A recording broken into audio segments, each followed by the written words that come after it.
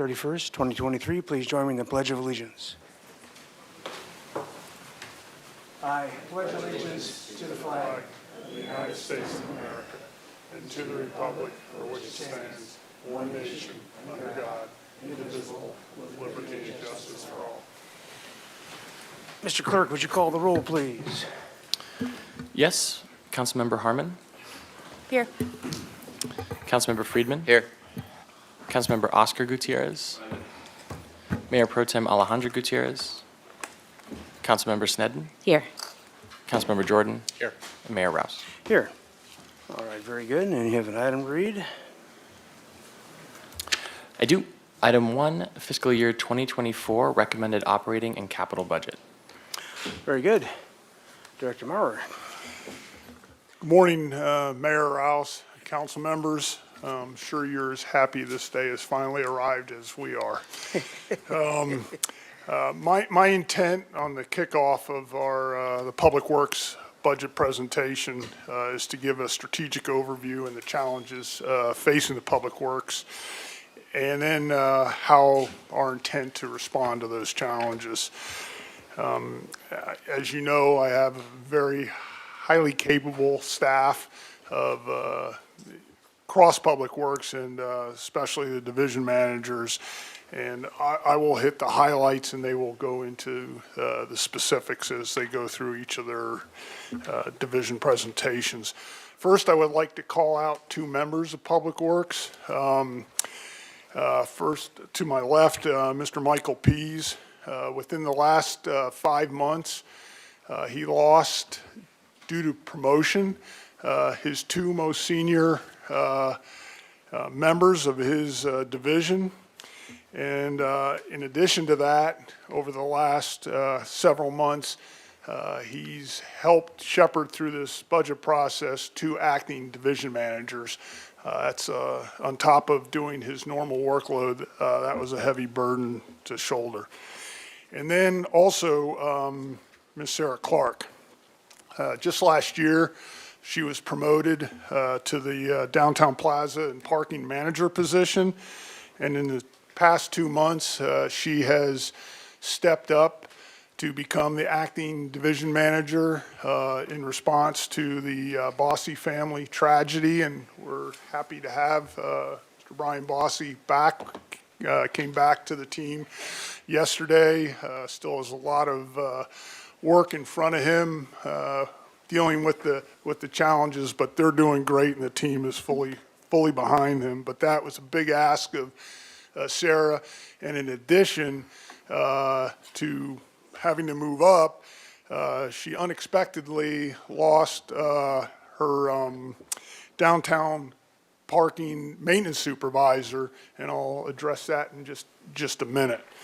So a big effort there as well. So on the theme of Public Works personnel, last year at this time, I presented you with a huge concern of mine, and that was the retention and recruitment of engineers. And we were near critical in losing them and not being able to replace them. And we were at a point shortly after the budget presentation last year where I was concerned and expressed it to Ms. Bjork that we might not be able to complete our job, because even to hire outside engineers, you need engineers to oversee those contracts and ensure that the city is getting what it's paying for and establishing the right criteria.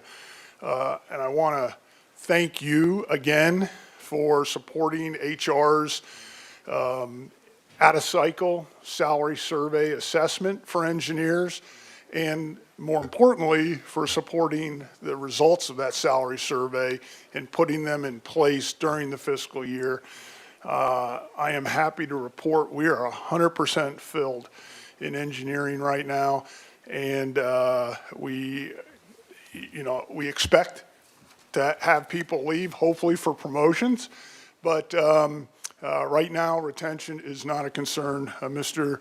DeMore will go into that a little bit further in his presentations, but that was a significant and meaningful change for the department. I remain concerned, and you've heard this from other department directors, about affordable housing, how that affects our workforce, and also the commute, especially to the south. I know what's in front of us, working with SB CAG and Caltrans. It's going to get worse before it gets better, and that does affect people's life decisions. And so I'm paying very close attention to that. Throughout our presentation today, you will see quite a few organizational changes. And I want to stress the majority of them are administrative in nature. Operationally, what people are doing with obviously with your adoption of these changes, what people are doing in FY23 will be very similar, if almost the same, in FY24, and that includes where they sit and who they operationally support. The majority of these changes are to improve community management, professional development, training, consistency of how we deliver our products and services across the city, to better formulate our contracts and then better manage our contracts once we have awarded them, and then as well prepare for the future. IT and technology is becoming more and more intrusive in everything we do, so there are some changes to better align for the future to recognize that. One external factor that I know you're all aware of, but I need to reinforce it. In November 2021, the President signed the Infrastructure and Investment Act. That was to the tune of $1.2 trillion directed at much needed infrastructure projects across our country. Here it is about a year and a half later, almost exactly a year and a half later, and the results of that act are now coming to fruition.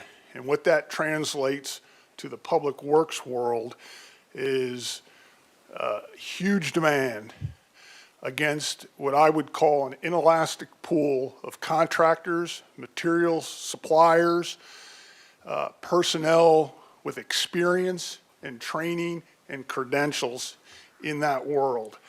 So those are headwinds that we're facing.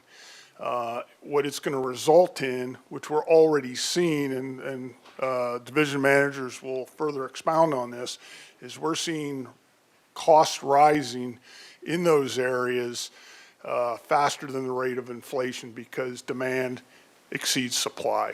Economics 101. Getting back to what I talked about with Ms. Clark is dealing with in the loss of her maintenance supervisor, Mr. Nunes was not looking to leave the city. He was sought out and recruited away from the city because of his skill set and offered what he explained to me was a benefits package that he couldn't turn down. That's concerning, but that is the reality we're dealing with. And my last thing, I just want to talk real quick about some internal factors. I will continually beat this drum. Our in-house production paving crew, you all know what a great job, flexibility they give us in paving. We welcome the rain we had this past wet season. It would have been nicer if it was maybe measured over a longer period of time. The storm we had in early January, as you know, the entire city did a fantastic job in its response. That production paving crew gave us an emergency response that there was no alternative to, as far as making roads passable for our emergency safety and services, and more importantly, getting our storm drain and creeks open to prepare and ensure that we minimize the damage of the next atmospheric river that was teeing up to come through. So for 3+ months, they weren't doing production paving. they were basically doing emergency response and emergency recovery. So that's an asset where, had we not had them, there was very few of any alternatives. Everybody had the same requirements, and there was very few contractors that were available to work in this area. And they were working on the highest priority where the most damage was, so they were not available to do the prep work that we needed done to protect the city for the next storm. And the last thing I'd like to say before I turn it over to Mr. Pease, on the capital asset side, we own 254 miles of pavement structure and over 400,000 square feet of facilities. We own them. And we really need to maintain, repair, and recapitalize them. Every dollar we don't spend today that we should spend results in a disproportionately higher cost in the future. So what this translates to is, if you don't do it, it costs you more down the road and puts the city under a higher burden to meet our fiscal responsibilities. If we do it and commit to what we've said we're going to do, you actually get a return on investment. It takes time, and Mr. Demore will explain that to get to, and Mr. Bailey will as well, to get to that. But when we get to that, it is a game changer for the city financially. I'm not going to go any more into detail on the pavement because Mr. Bailey is going to cover that thoroughly. Just on facilities, a lot of that still resides with me and my department. We need to better understand the condition of our facilities, do in-depth asset evaluation, and then put together a facilities maintenance action plan that I can articulate to you, and then we need to stick to. Some of our facilities, as you know, many of our facilities are historic. We're in a seismic zone. All those add cost. They're not discretionary. We need to work those in. So that's my overall. At this point, I would like to turn it over to Mr. Pease, the Public Works Business Manager, to give a financial overview, and then kick off his division's business administration within Public Works. Mr. Mayor, Council, thank you, Mr. Maurer. Again, Michael Pease, Public Works Business Manager, pleased to present the Public Works budget overview this morning and the Administration Division.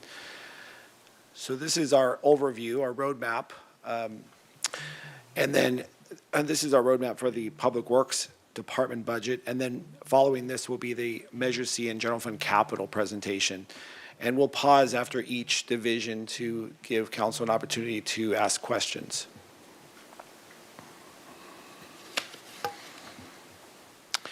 The agenda will include key messages for each program area, a look at revenues, expenses, staffing, and the themes around the department's core goals. Some key messages beyond what Mr. Maurer was talking about include significant expenditure increases that the entire department is seeing, due mainly to inflationary pressures and increases in allocated costs and insurance, as you've heard from other departments, and salary and benefit increases. And again, touching a little bit on what Mr. Maurer was saying, our commitment to pavement restoration and facilities remains, and that these assets remain to be a long-term commitment, but that commitment does pay dividends in the long term. And so it is something that is important to the department, and we continue to invest in that way and appreciate your council's support in that area. And then also the department is very focused on disaster response and recovery, as we saw from the recent storms. So looking at the department's budget, starting with revenues. Before I get into the numbers, I did want to just give council a heads up that you will notice that some of these numbers that we're presenting today do deviate from the online budget document. And so I'm anticipating some questions in that area. This is to ensure that the budget you see before you best reflects what the department is proposing to implement next fiscal year and reflects the latest information available during the budget process. Staff, as you may know, is planning to bring a list of adjustments to the upcoming budget deliberation session to help align the numbers that you're seeing today with the online budget. Also, you'll notice certain tables in the presentation have different categories than those that appear on the online budget. This is to help illustrate significant functional areas that, again, differ from the template that's used on the online budget. So I just want to give you a heads up that you'll see some of that, but I'm happy to answer any questions as we go through that may help clarify things. So looking at the total revenues by fund, the department has $185 million in revenue. 83% of those revenues are in enterprise and internal service operations, which are largely supported by user fees, which includes our water, wastewater, downtown parking, facilities, and fleet operations. On the expenditure side, the department has $225 million. Again, 70% is enterprise and internal service operations, water, wastewater, downtown parking, facilities, and fleet. Looking at the expenditures by category, you'll see that about $120 million, or roughly a little more than half, is capital infrastructure and salary and benefits. And these are our largest expenses within the department, as you'll see as we get into the different program areas. And this also, you'll see, it also includes the department's allocation for Measure C.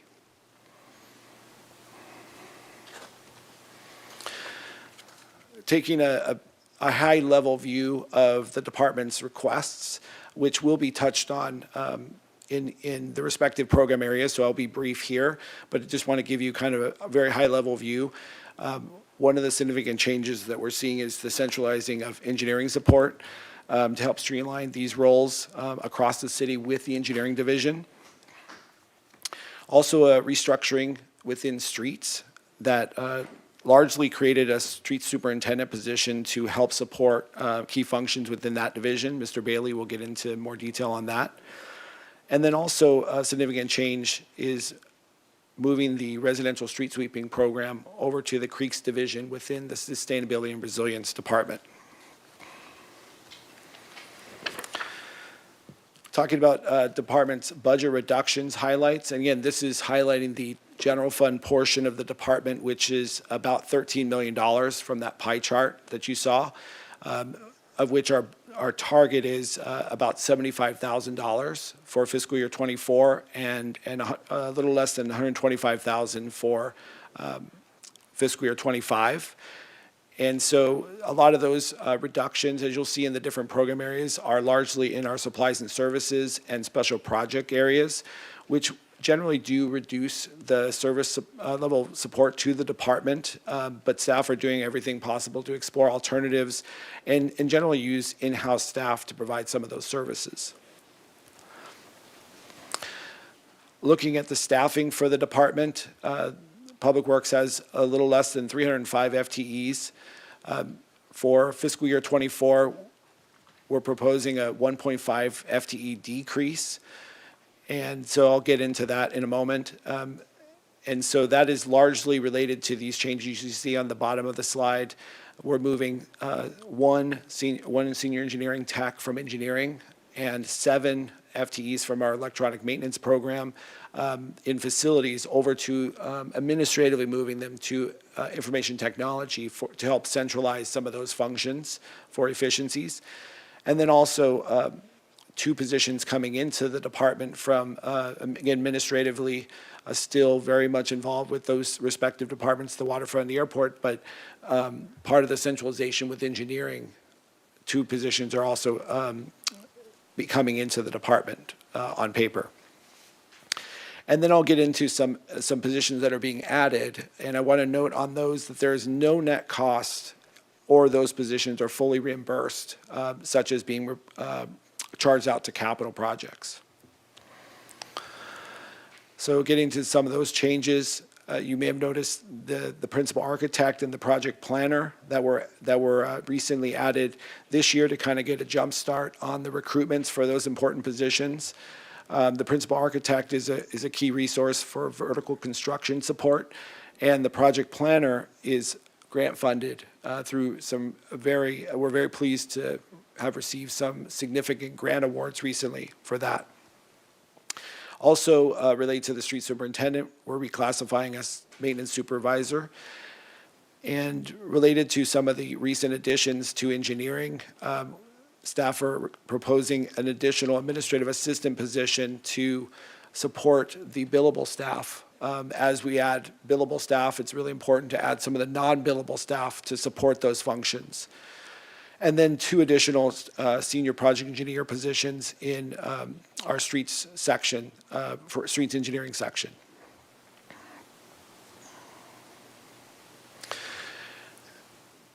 And then looking also at that streets restructuring, couple rather minor increases, changes, I would say. They're actually downgrades to help offset the cost of the street superintendent position from a maintenance supervisor to a coordinator, and then a crew leader to a maintenance worker 2.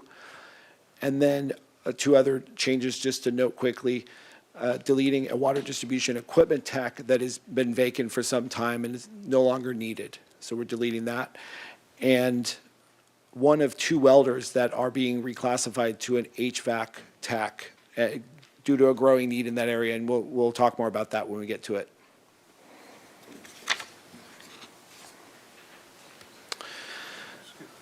Whoops, yeah, thank you. And so moving along to the department's themes around the department's goals. So being such a large department, we have a number of core goals. And so in the interest of summarizing those here with some themes, you'll see that we're focusing on utilizing innovation tools and technology to improve the customer experience and generally support long-range planning. Also communicating with the community around programs, planning efforts, and projects, and enabling our community to move safely and actively. And lastly, employing and developing a knowledgeable workforce.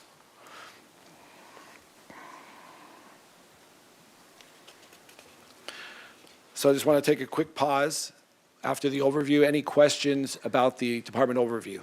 So thank you. To my colleagues, I'm going to limit this to very brief questions only that have to do with clarifications of the presentation, not necessarily about the overall department or structure or whatever, because we do have a lot of other material in front of us. So are there any just questions that need to be clarified from what was presented just now?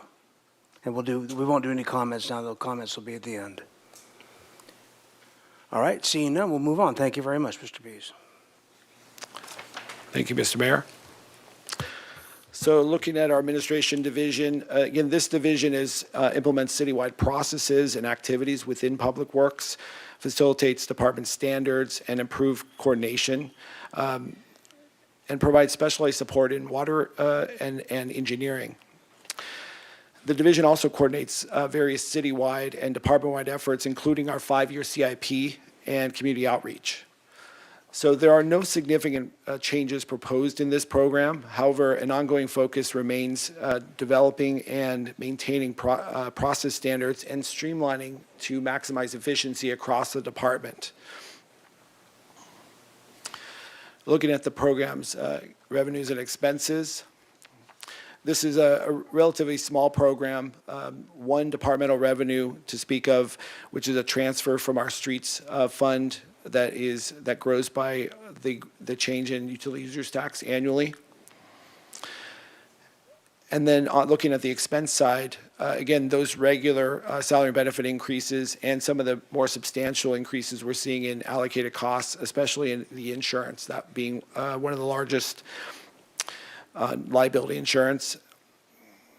And you also notice that in the projected amount for this year, it's a little bit less because we did have that turnover that Mr. Maurer spoke of. And then lastly, I'll just say that this program also has budget reductions that were part of that $75,000 for FY24 that I mentioned, and the $125 for fiscal year '25, which I'll talk about in the next slide. So looking at the administration program, the budget reductions for this program, again, largely in our special projects area, and this is something that we've used to kind of fund some of our outreach support. And so in-house staff are doing what we can to cover some of those services for the department. And I think we can do it in a sustainable way. And then looking at the supplies and services, this is an area that we've cut is our small contracts, especially like temporary staffing and that sort, which does reduce the support to the department. But again, I think we can do it in a sustainable way.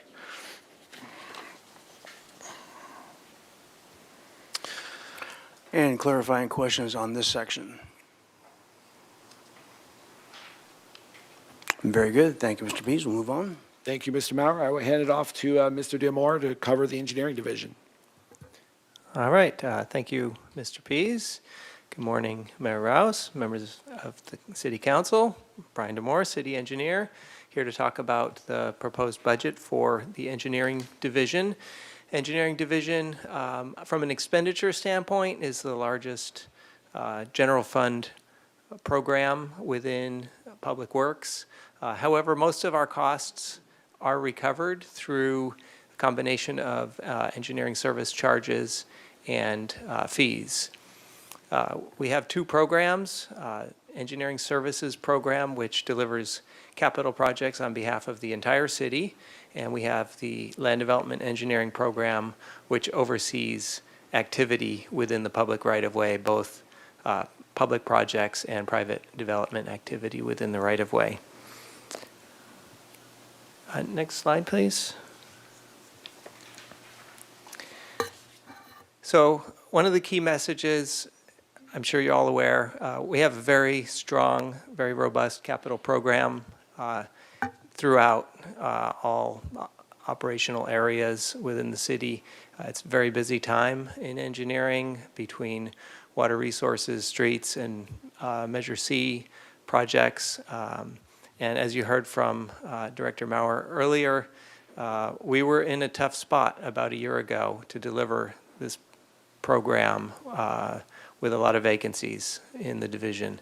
And I'm very happy to report, as you heard, that we are currently fully staffed, which is quite a remarkable turnaround. And I do think that the salary survey and the adjustments that took place certainly made a difference in that. We also did add a classification, a senior project engineer position, which was a new position, and I think that has also helped fill in some of the gaps and help us to deliver on these capital programs. But it's one thing to be fully staffed, it's another to be fully trained and operating at a high level. So that's my charge moving forward, is now we've got to take this organization, take these individuals, and really invest in them and make sure that they have the tools, equipment, the training necessary to be successful. So I've been working on a training program that will help so that we can deliver projects consistently throughout. I did once hear from a contractor who mentioned that he learned to figure out who was going to be managing the project before he would put a bid on it. And it shouldn't be that way. It shouldn't matter. It should be seen as a city project, no matter which department, which operating department ends up with the project once it's completed. Next slide, please.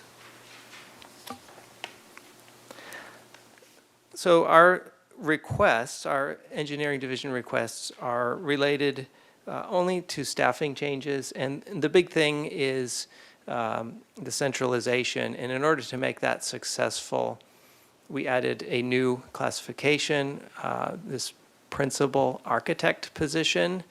That new position, which we've begun the recruitment process for and hopefully soon will have filled, will oversee capital program areas such as waterfront, Parks and Rec, airport, and public works facilities. So a lot of the areas that have the vertical type of construction, a lot of the architectural elements, not the traditional public works, streets, and utilities type of projects.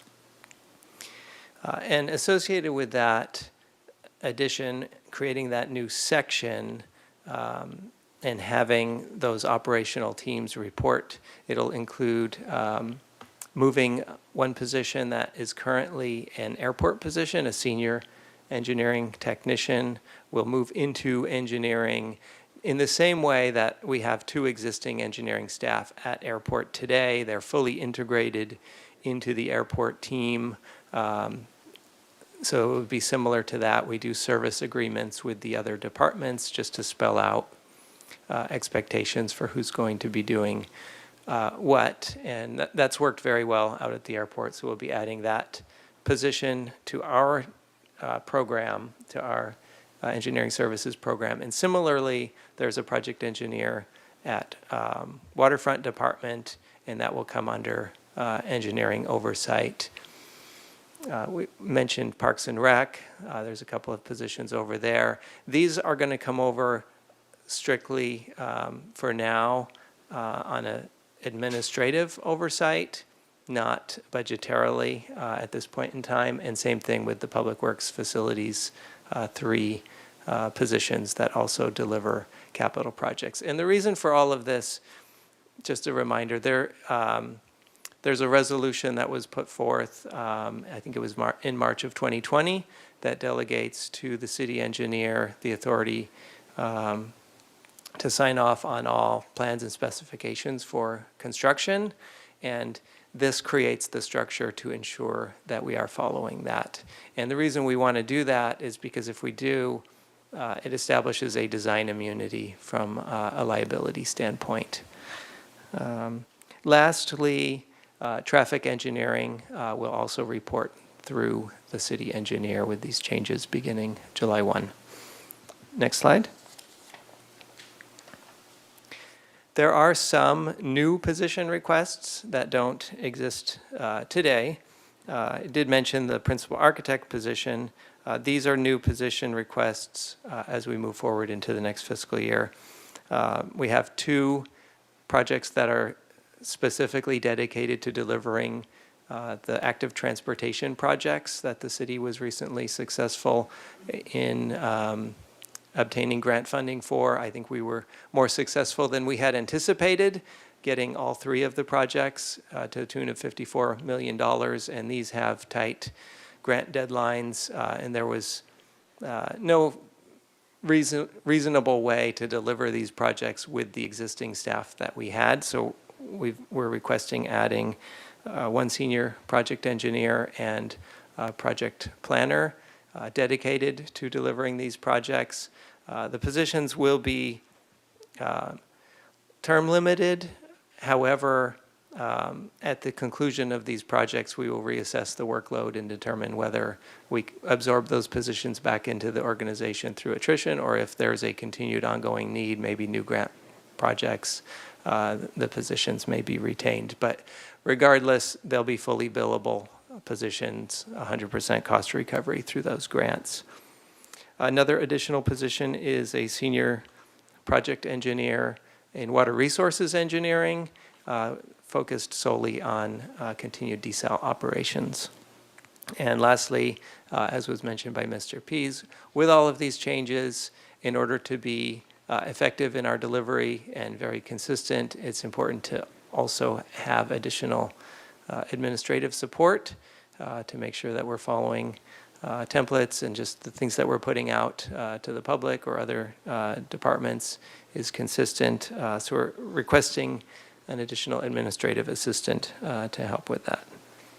Next slide.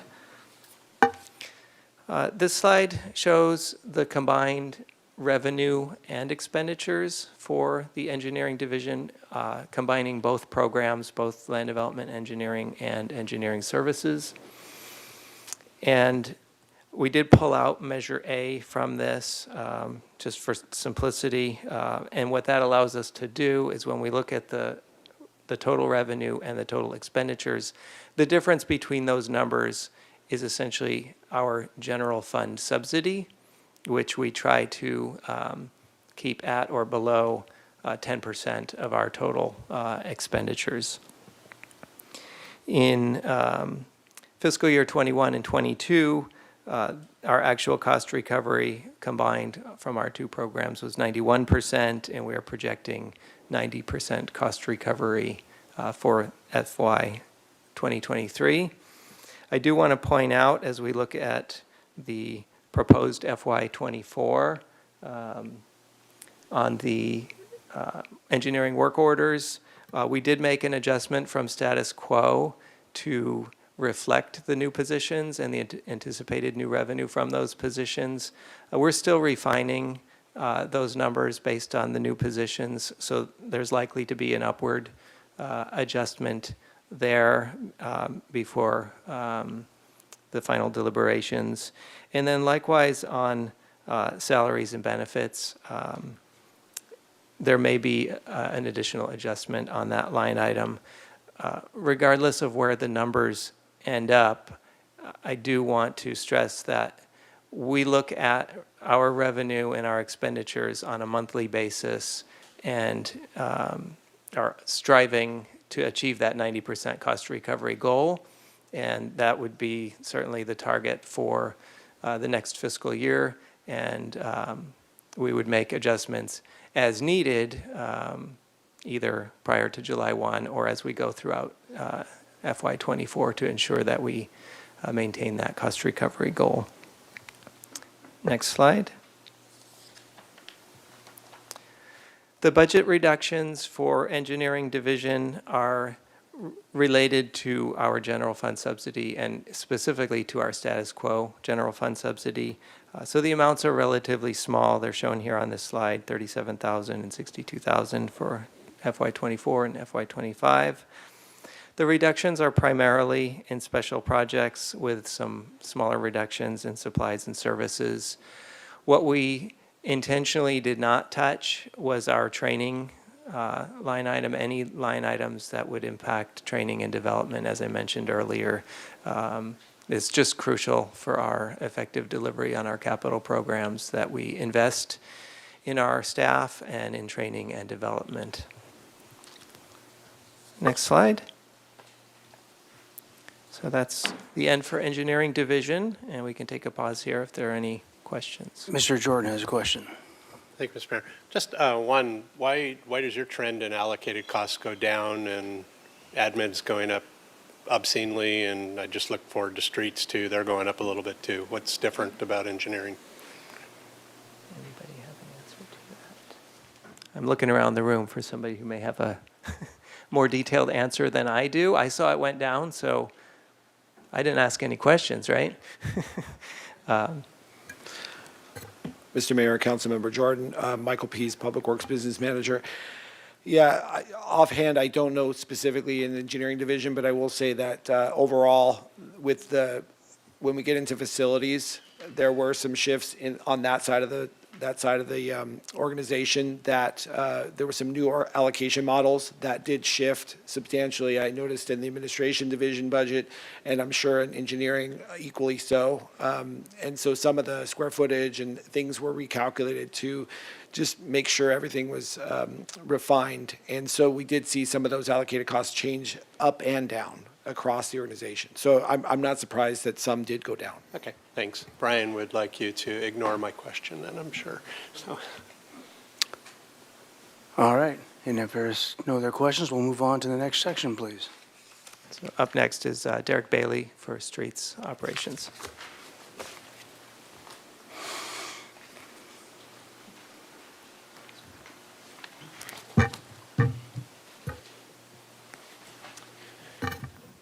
Good morning, Mayor Rouse, City Council. Derek Bailey, Acting Street Operations and Infrastructure Manager. I'll be presenting the Streets Division's budget. Next slide, please. I'm going to be talking about 4 funds within the Streets Division. The Streets Fund and the Measure A Fund are distinct funds, but they fund very similar activities, so I'm going to be combining them for this presentation's purpose. There's also the Commercial Area Street Sweeping Fund and the Transportation Development Act Fund, which funds about $90,000 per year for small bicycle and pedestrian projects. Next slide, please. So the key messages are going to focus on our pavement maintenance program. The good news is we're getting a lot done. There's a lot of exciting maintenance work happening around the city. The bad news is the maintenance backlog remains very large, and we're seeing some headwinds in terms of pavement maintenance funding. And with the amount budgeted, we will not be able to continue this pace of work. The wet winter caused significant deterioration in our streets. From a pavement maintenance perspective, the drought was actually a good thing. There wasn't as much water getting into our pavement, so it was able to preserve the life of the pavement for longer. But the wet winter really exposed the condition of our streets, and it put our streets through a stress test, and the condition of our streets really deteriorated. Our streets were already in poor condition before the winter overall. After years of underinvestment, the city started chipping away at the maintenance backlog when Measure C was passed about 5 years ago, but the backlog remains very large. In the past 5 years, we've been able to treat about 30% of the city, which is good, but it also means that 70% of the city remains to be treated.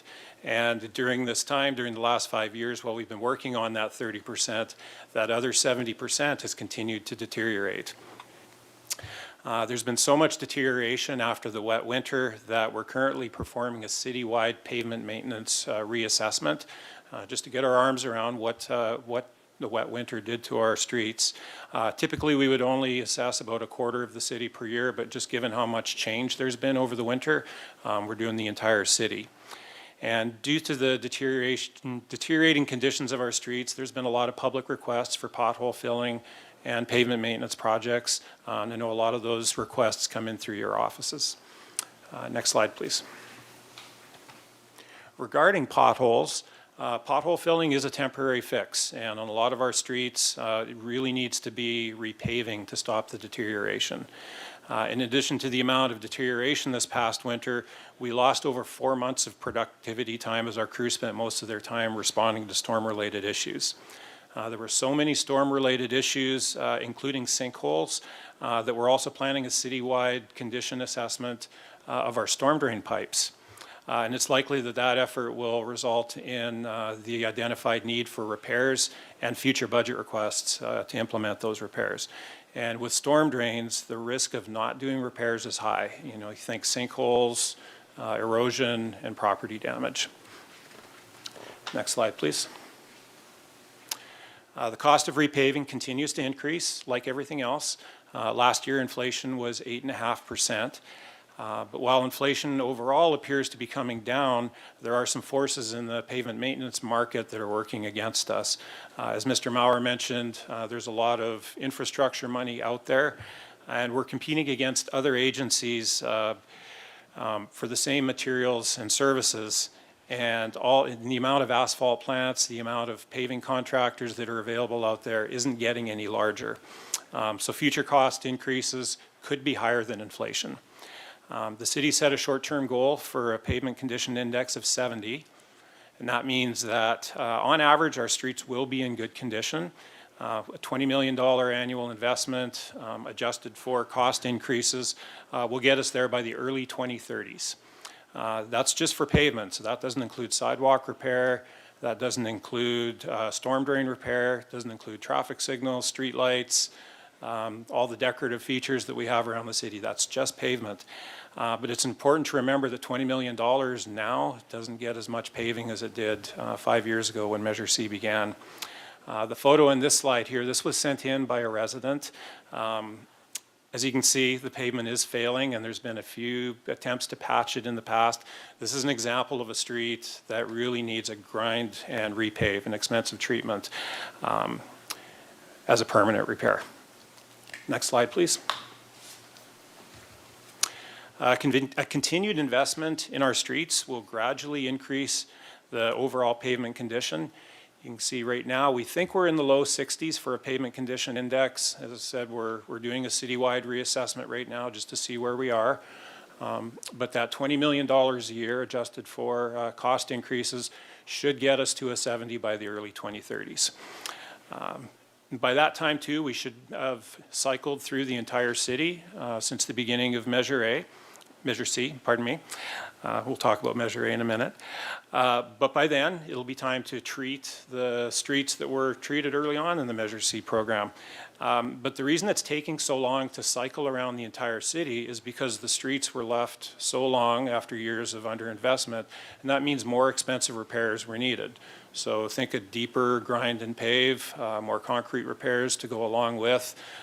In the future, next time we cycle around, we should have shallower repairs, and we can do thin lift overlays, slurry seals, less expensive treatments. That's going to be more cost effective for the city and speed up the amount of time that it takes to cycle through the city. Next slide, please. It may seem counterintuitive, but our streets, if they can get into better condition, will actually cost less money to maintain. That's because the maintenance treatments cost go down when streets are in better condition. The sweet spot to aim for, we said we're aiming for a short-term goal of 70, but the sweet spot is actually between 75 and 80.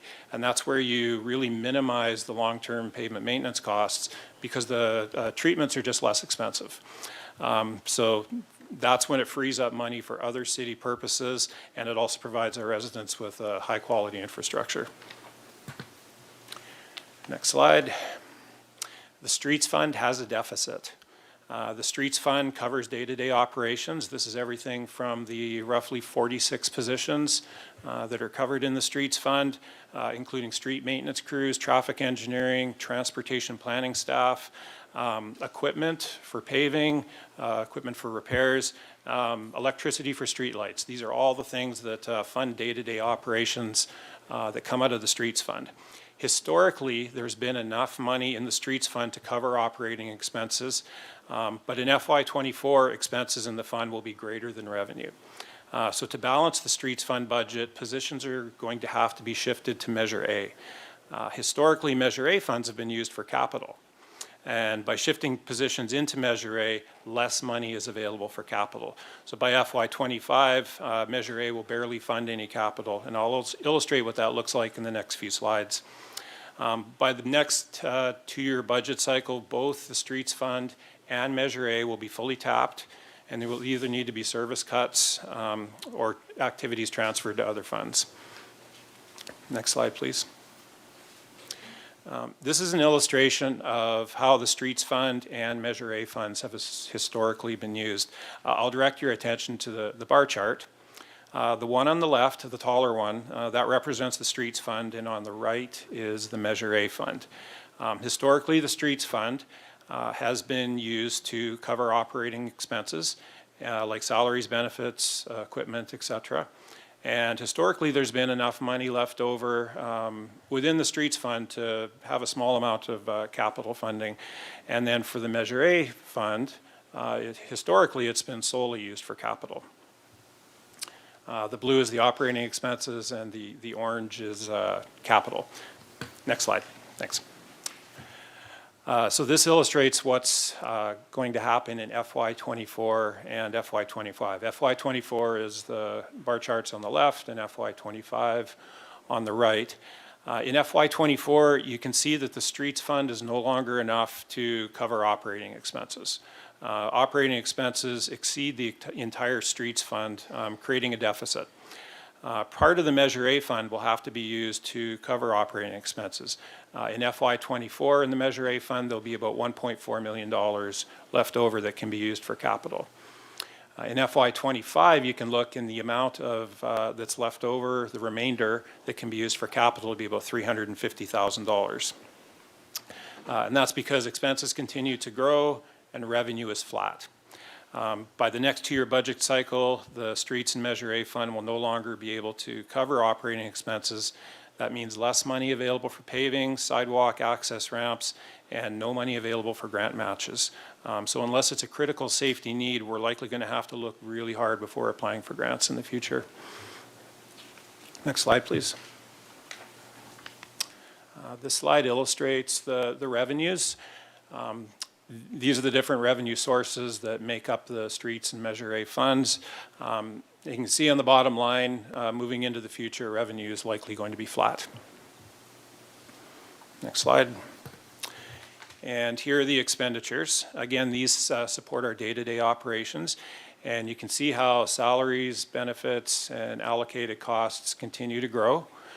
I'll direct your attention to the transfer line. That's the one with the red arrow next to it. And you can see how it's decreasing over time. And this is the amount of money that's transferred out of the streets fund in Measure A that can be used for capital. And so that's trending towards zero.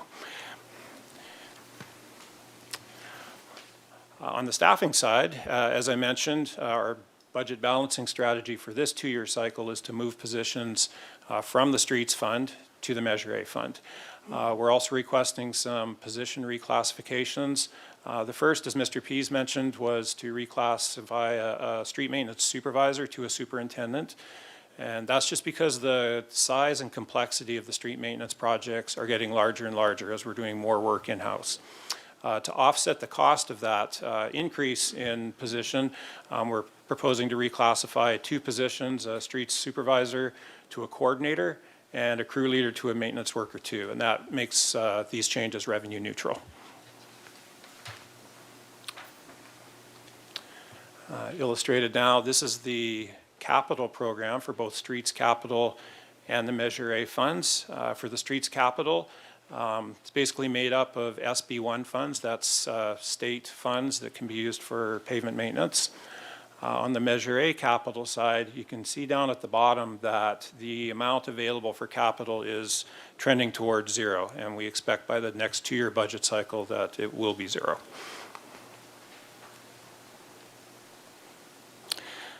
This shows the sources that go towards our pavement maintenance program, and the overall amount for pavement maintenance is also trending downward. As you can see on the third line, Measure A is trending towards zero, and by FY25, we don't expect any pavement maintenance activities to be funded through the Measure A program. That means that in order to continue addressing the maintenance backlog, and especially getting into our neighborhood streets, we're going to be increasingly reliant upon Measure C. And as you can see, that too is trending downwards. I do need to point out that in FY25, you can see I have a few asterisks behind the 17.2 million available for pavement maintenance funding. Just keep in mind that we're likely going to discover a lot of storm drain repairs that are needed as we move through the city doing our inspections. And so if there's any high priority repairs that need to be done quickly, we're likely going to have to tap into this fund to make those happen. Unless this trend is reversed, we will not be able to deliver upon the maintenance described earlier in this presentation. Next slide, please.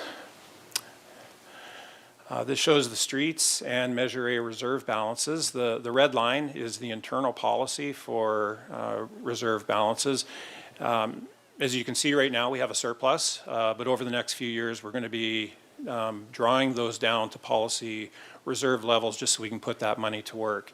And in fact, on June 13th, there will be a contract going for award before council for a large large concrete maintenance project that'll largely be funded out of Measure A reserves.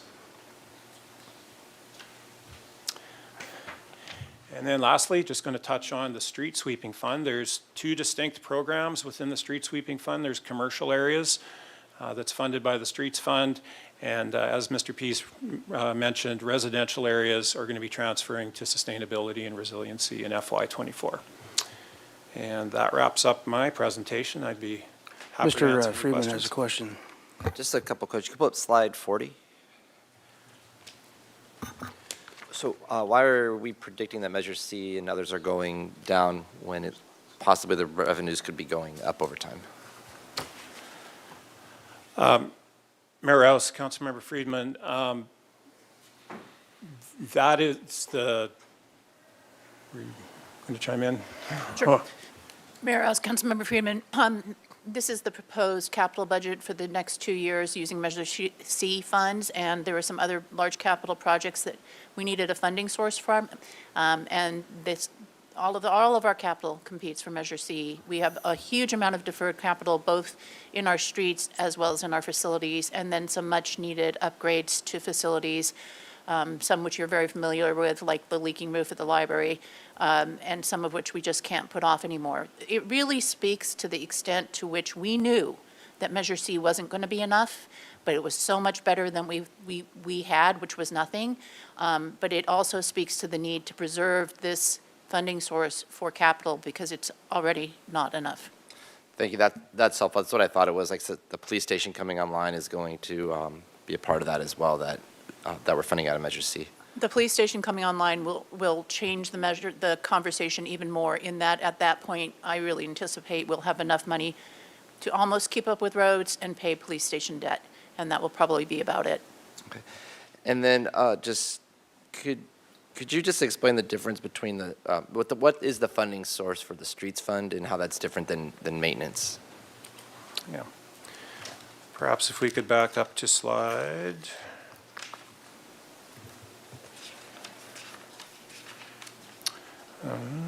36, please.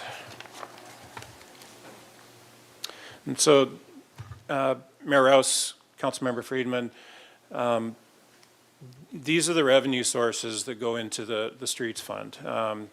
Gas tax, SB1, RMRA stands for Road Maintenance and Rehabilitation Act. That was the increase in gas tax and vehicle registrations passed by the state a few years ago.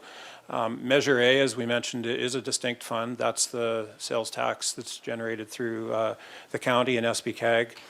Utility users tax, and the refuse UUT elimination, which is the Marburg change.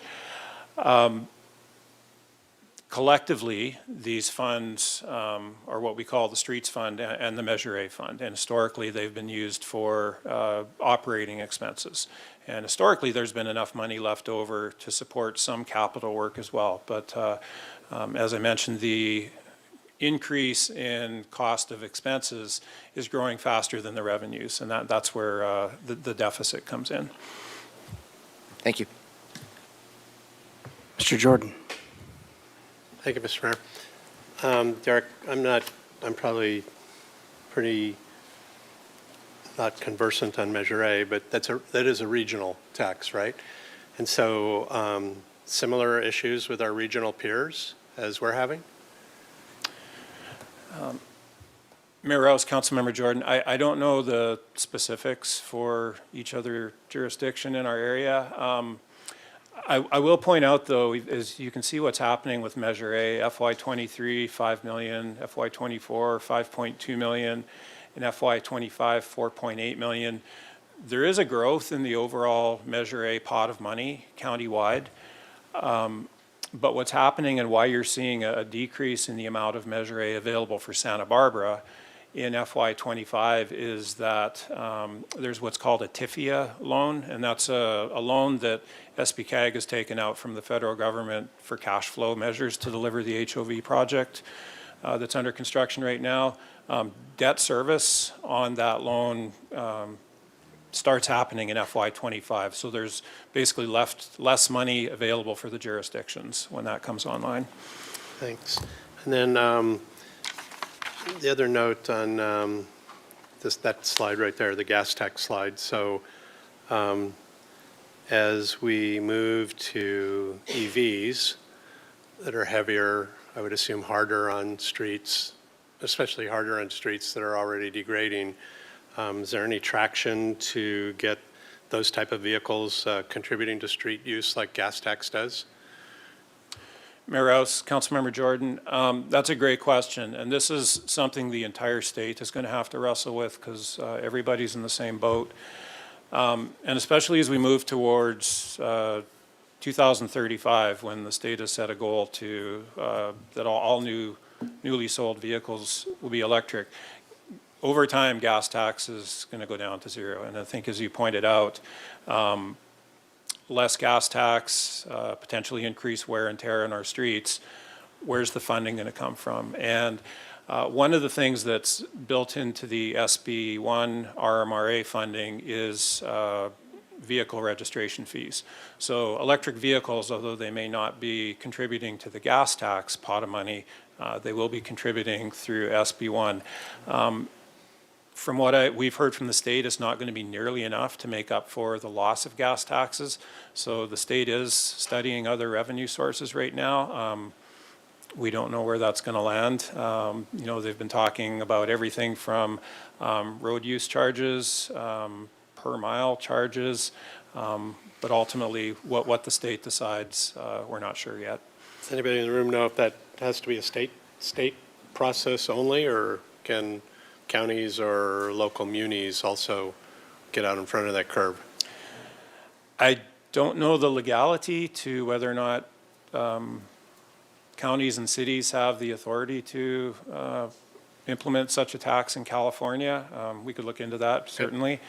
I believe our jurisdiction is more like property taxes, sales taxes and Okay. whatnot. Thank you. Ms. Gutierrez. I apologize, I was late. Representing District 1, Milpas is always a place where there's a lot of sidewalks and paving repairs, and especially in my district, there's, and I understand there's a waiting list. A while back, maybe like a year and a half or two, the city had applied for a state grant for Milpas, and we didn't get it.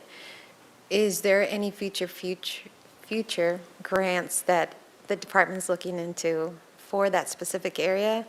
And like you know, Milpas has those trees that have been there for many, many years. They lift up the sidewalks, and you have a lot of restaurant owners, and so you have the public. And so I was just, it's an issue that comes up all the time, like when is the city going to fix the sidewalks? And I understand why the city doesn't go out there and fix the sidewalks right away, just the public doesn't. Could you give us a little bit about maybe what the city is planning to do for the future for a street like Milpas? And if you can talk a little bit about just learning from the disaster that happened from the recent storms in District 1. You talked about draining, a new draining system coming in. Those two. Yep. Thank you. Mayor Rouse, Councilmember Alejandro Gutierrez, we do have good news on the Milpas front. The grant funding application that we applied for in 2020, as you mentioned, was not successful. But last fall, we found out that we are getting a grant for Milpas Street. It's a smaller grant in the order of $10 million, not the 20-some million dollars we applied for a few years ago. But we are planning to combine a pretty major intersection improvement project all the way up and down the corridor with sidewalk repairs and pavement maintenance repairs. We're going to kind of roll that into one project, and that's 2 to 3 years away. It's going to be a big effort. As you mentioned, the trees are a significant issue. There's going to have to be some hard conversations with the community around what to do with the trees. They do cause a lot of damage. They create ADA issues, but they also provide a beautiful canopy on that street. So that's coming in a few years. It's going to be a major overhaul of Milpas Street, and it's going to get it back into a state of good repair. As far as what we learned for the storm response, it wasn't so much what we learned this year. We know where all the hot spots are in the city as far as what is susceptible to flooding and debris. There was just so much more of it this year. And so I think what we as a city really need to look hard at over the next few years is just the condition of our existing storm drain system. It's old. That's why we're going to be doing an inspection of the entire city in terms of the pipes and everything, just to make sure they're still in good condition, they're still passing water, that there's not a risk of sinkholes and erosion. So I think over the next few years, that's really, as a city, what we need to focus on is making sure that system is in a state of good repair. If I could add, Mayor Rouse, Councilmember Alejandro Gutierrez, to the storm response, I know everyone on the dais is aware that we have an approved federal project or federal funded project for the Laguna Tidegate area, and we are painfully waiting for the release of those funds. And I know the mayor and others are actively engaged to try to get those monies released so we can move forward with that project. We were at the absolute limit of the tide gates in the storms. They did not create any additional flooding. There was plenty of flooding in the Lower East Side. That was not due to the tide gates, but had there been a couple more hours of intense rain, there would have been tide gate related flooding that the new project would help alleviate. So we're waiting for that. And then another, to that side of town, Sycamore Creek is probably our most catastrophic flood concern for the city, and Public Works is working with sustainability and resilience to get California,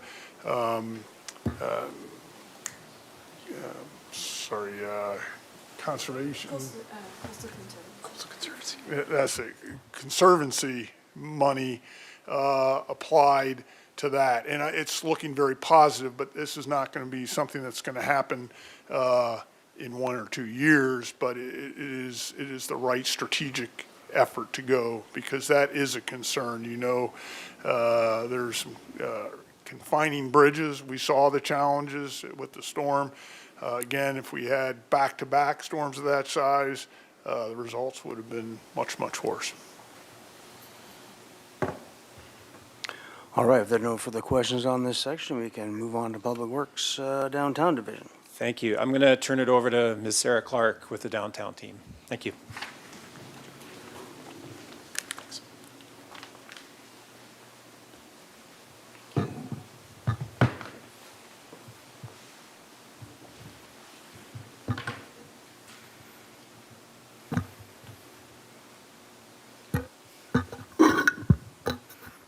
Thank you, Mayor Rouse and council members.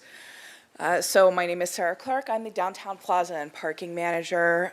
Brian Bossy, who is our downtown team manager, and Jessica Grant, our supervising transportation planner, are also here today. So if you have questions, they're also available to answer those. So the downtown team includes two primary programs, transportation planning and downtown parking. So we'll start with transportation planning. If we could go next slide. Their budget is included in streets, which you just heard, but the main story this year is their incredible success in securing active transportation program grant funding. They brought in $54 million this year, which brings the total to $94 million to date that they have secured, which is a great thing for our city. So they're already gearing up to start that work, which will require adding a grant-funded project planner position, which will be for 3 years to focus on spending that money and getting those ATP projects completed. This is the same project planner that was discussed in the engineering presentation you heard earlier. So moving on to downtown parking. Downtown parking continues to maintain a wide portfolio of responsibilities. So in addition to processing 3 million transactions through our 5 garages and 10 parking lots, we also manage street parking citywide. We maintain the State Street Promenade and oversee interim operations. We run the Downtown Ambassador Program, and we also staff crossing guards for schools across the city. So next slide. And we continue to face major financial challenges as a result of the COVID-19 pandemic. That program has a large structural deficit, so even before the pandemic, but COVID sort of laid that bare. Absent any cuts to expenditures or new revenues, we would be looking at a $2.9 million deficit for fiscal year '24 and a $2.1 million deficit for fiscal year '25. So over 2 years, that's a total of $5 million. Our reserves are projected to end the year below policy levels, and running deficits of that magnitude would empty those reserves completely and require that the general fund backfill the program. Next slide. So in order to balance our budget, we are proposing to increase the hourly rate from $2.50 to $3, decrease the subsidized period from 75 minutes to 60 minutes, and defer several capital projects to reduce expenditures. So let's take a look at those fee increases. We spent about 3 months working amongst ourselves and very closely with our downtown parking committee to try and find the best way to close our deficit. So when we went through this process last year, we knew that we'd likely be facing another deficit this year, and we would likely need to raise the rate again. And so we had discussed that previously. We were really hoping not to have to do that, but we just couldn't find a way around these changes without making very major cuts to services. There just isn't enough revenue that can be raised through other sources to backfill that deficit. So the increase in the hourly rate from $2.50 to $3 should net us about $1.4 million. The reduction in the subsidized period is a little bit harder to pin down. That's because there's quite a bit of demand elasticity when it comes to going from free parking to paid parking. That tends to be a big driver of behavior, and so we don't know exactly how our customers are going to respond to that. So we estimated a range anywhere from about 600,000 additional all the way to 1.2 million, and we ended up budgeting at the very conservative end of that. So between those two changes, we'd be looking at about $2 million in additional revenue. And then if you couple that with some capital project deferrals that we'll talk about later on, we can close our deficit for the year. So moving on to revenues. In FY23, our PBIA revenues are projected to come in higher than we'd expected, which is a good and very promising indicator of the strengths of the recovery of the downtown businesses. For FY24, we're budgeting that at status quo levels. Historically, this item has come in around $1 million each year. But for fiscal year 25, we're going to need to reevaluate the role of the PBIA and how the parking system is funded, and perhaps look at making changes to that. So hourly parking is projected to come in lower than budgeted for fiscal year 23. Part of this is because we've still had difficulty staffing our lot monitor positions, which enable us to offer self-service hours. So there have been delays in rolling out particularly morning automation. And part of that is because we've hit a plateau in our post-pandemic demand. And we're facing a challenge that quite a number of departments are facing, which is staffing shortages, in this case, particularly with our parking enforcement positions.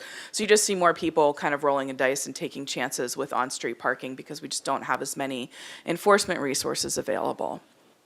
So for fiscal year 24, we think that number should increase to about 7.9 million with that proposed rate increase and reduction in the subsidized period. And for fiscal year 25, we are going to have to continue to evaluate our ability to provide subsidized parking and how that might need to change. So monthly and commuter parking have both come back strong. We held permit prices steady last year when we increased our hourly rate, so those permits were really a great value, and we saw a lot of our customers take advantage of that. For fiscal year 24, we are proposing a small increase to permit fees, just $5 a month, so those should remain a very good value for our customers and our commuters who want to continue to park in our parking lots. And then for FY24, we'll have the new outdoor business facility fees that are going to be coming online that this council approved last month. So at that $2 per square foot rate, we expect to bring in about $250,000 per year. So then moving on to expenditures, permanent staff remains our biggest item, although we've had some savings the past couple of years due to ongoing vacancies, some of which Mr. Maurer mentioned earlier.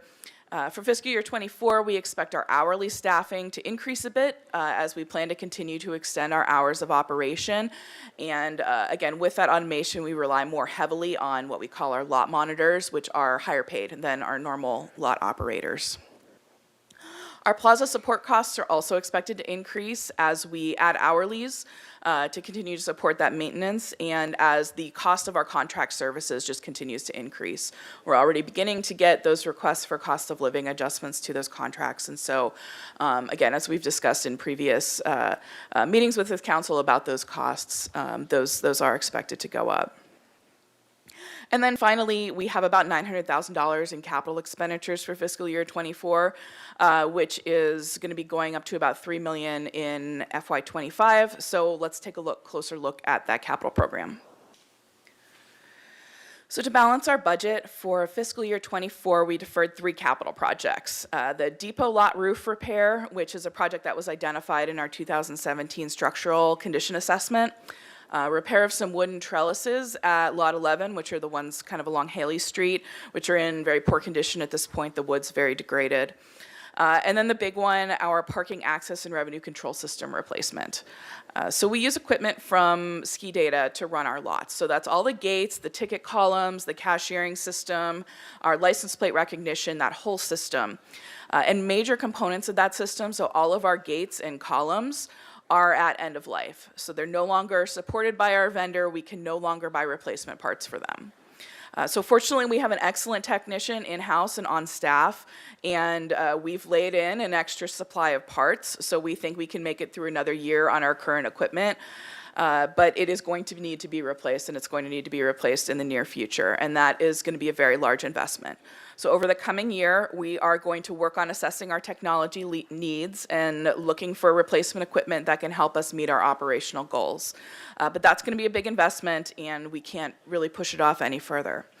So then finally, in fiscal year 25, we are also going to be deferring some repairs to the Lot 2 Paseo area, which has a lot of cracked and broken tiles and is sort of really in need and some sprucing up. And that's gonna move to an out year just again to keep those capital expenditures down. So let's take a look at where that leaves our reserves.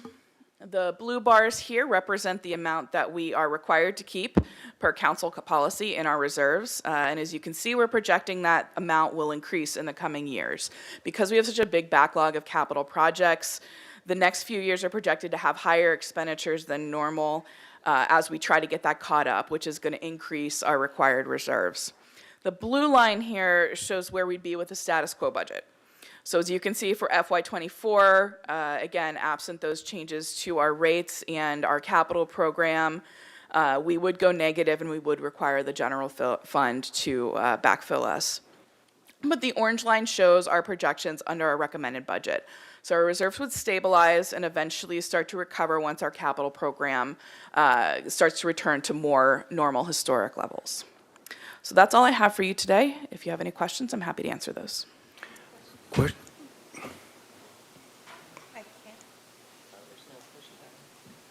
Okay, go right ahead. Just for clarification, did your department already knew a couple years back that we would be in the situation that we literally have like a year of life for our parking systems, or is this? Councilmember Alejandro Gutierrez, through the mayor, we have known for about a year that we would be in this position. When we were going through, a bit more than a year now, so when we were going through the process of adding that LPR equipment, that, you know, our vendor brought it to our attention that we were winding down on the equipment that we have. Mr. Jordan. Thank you, Mr. Mayor. Hey, Ms. Clark. I'll just warn you, so next week, if you could come prepared with there's a wide range on that 75-minute thing. I mean, like double, 600,000, 1.2, so it's kind of a swag, I guess. But if you could come with some information on what's the cost to us budgetarily wise if we just keep it at 60 minutes but increase to $3 an hour. I'm sorry, keep it at 75 minutes but increase to $3 an hour. I'm hearing lots of chatter about that extra 15 minutes is really the time to sit down for a meal and have plenty of time to get back subsidized. And then can you remind me about the PBIA, or maybe just tell me for the first time. So when we raise rates, is that a choice we're making on whether to assess the PBIA higher and for us to make the money for our costs rather than collect it from the PBIA? Mayor Rouse, Councilmember Jordan, so the PBIA assessment does not change when we adjust the rates. The PBIA assessment is determined by the benefit levels that were determined in the engineer's report that established the PBIA, and that hasn't changed basically since its inception. So that item is actually going to be before you in a few weeks, the intent to levy, where we'll be recommending a status quo assessment for this coming year. We had begun the process back in 2019 of updating the PBIA. However, when the pandemic hit and everything closed down, that was placed on pause. Because the benefits that the engineers report assigns to various businesses are based in large part on, for example, how far people are willing to walk to or from a parking structure. And because we're looking at potential permanent and very significant changes to our State Street Promenade, we had hoped to get a little bit further down the master planning process to get a better idea of that before we resumed that PBIA process, because we want to have a better idea of what that might look like, since we do expect that that will change customer behavior. But meanwhile, year to year, the cost of the benefit of the PBIAs, the cost of that increases every year, right? But we're not increasing the cost of the PBIA. That's correct, Councilmember Jordan, through the mayor. The PBIA, again, our assessment hasn't changed. It's been about $1 million for quite a long time, is the revenue. Obviously, it went down substantially during the height of COVID, but now it's back up to normal. And so that has been pretty much the same since the last time we made an adjustment, which was back around 2010. I believe that was just an expansion of some boundaries to include some areas south of the freeway. And so, for businesses that have been in the PBIA the whole time, it hasn't changed since basically the 70s. And that assessment at this point only covers 11 minutes of the subsidized period. Okay. In So- 2010, was it covering 100%? No, it was not. It never was. It was always never was, subsidized by correct. us, Yes, so to yes. speak. Okay, thank you. Mr. Friedman. Excuse me, Mr. Mayor, if I could just ask for clarification on Mr. Jordan's first question. If you go to slide 48, I think what you asked was to come prepared to talk about keeping at 75, but at $3, and that, I think we can just answer off that slide. That just takes the 600K to 1.2 million off the table, so that whatever that is. I guess But- I prefaced that, though, in the 600K to 1.2 is a pretty big Right. swing. I mean, so I'll rephrase that question for next week. I think what's a little smaller swing? Does it really take the whole 600 off when you were going to have a potential of 1.2, or does it leave 300 or 400 on, right? Well, and I'll turn it over to Ms. Clark. but- We can, I know we have plenty today, so we can do that in the two meetings next week. And Mr. Jordan's correct. It's going to be a robust discussion when we get to parking Thanks. next week, so. Right. Mr. Friedman. I think I was actually going to clarify, because we went over that at finance. We even asked the question of what a $3.50 per hour raise, but leaving the 75 was there. So maybe have that as well if we want to have that as a discussion, because those numbers were presented to finance. And then just one question, Ms. Clark, if you could just remind us what the percentage breakdown is of those who end up utilizing the less than 75 minutes, so don't pay anything, versus those who end up paying something. Sure. Mayor Rouse, Councilmember Friedman, that breakdown is 60-40. So 60% of our customers do not pay anything. Only 40% are actually paying. So most people are taking advantage of that subsidized period. Okay, thank you. Ms. Sneddon. Thank you, Mayor Rouse. Along the lines of those same questions about, so did you say that the monthly rates aren't being proposed to be increased very much? Could you say again what the amount was? Sure. Mayor Rouse, Councilmember Sneddon, the monthly permit rates are proposed to go up by $5 a month. There are a couple of lots where historically those permit rates have been lower. That's because we weren't offering permits in those lots for quite a long time. And so we're kind of working them back up to get them level with the other lots. Those lots will go up about $15 a month, but I think we only have maybe around 10 permit holders in those lots, so it's a very small number. The large majority will only go $5 a month. We do continue to offer low-cost commuter permits in the Coda and Carrillo lots. That'll only be for another year because of the planned redevelopment there, but those are still available at $70 and $40 a month respectively, so we aren't changing those rates at all. So if customers still do have that option. Thank you. So I think I'd also like to see, when it comes back, numbers for what would those monthly permits need to be if we didn't increase parking rates at all. My feeling is we just raised them, it's already, people are adjusting to it.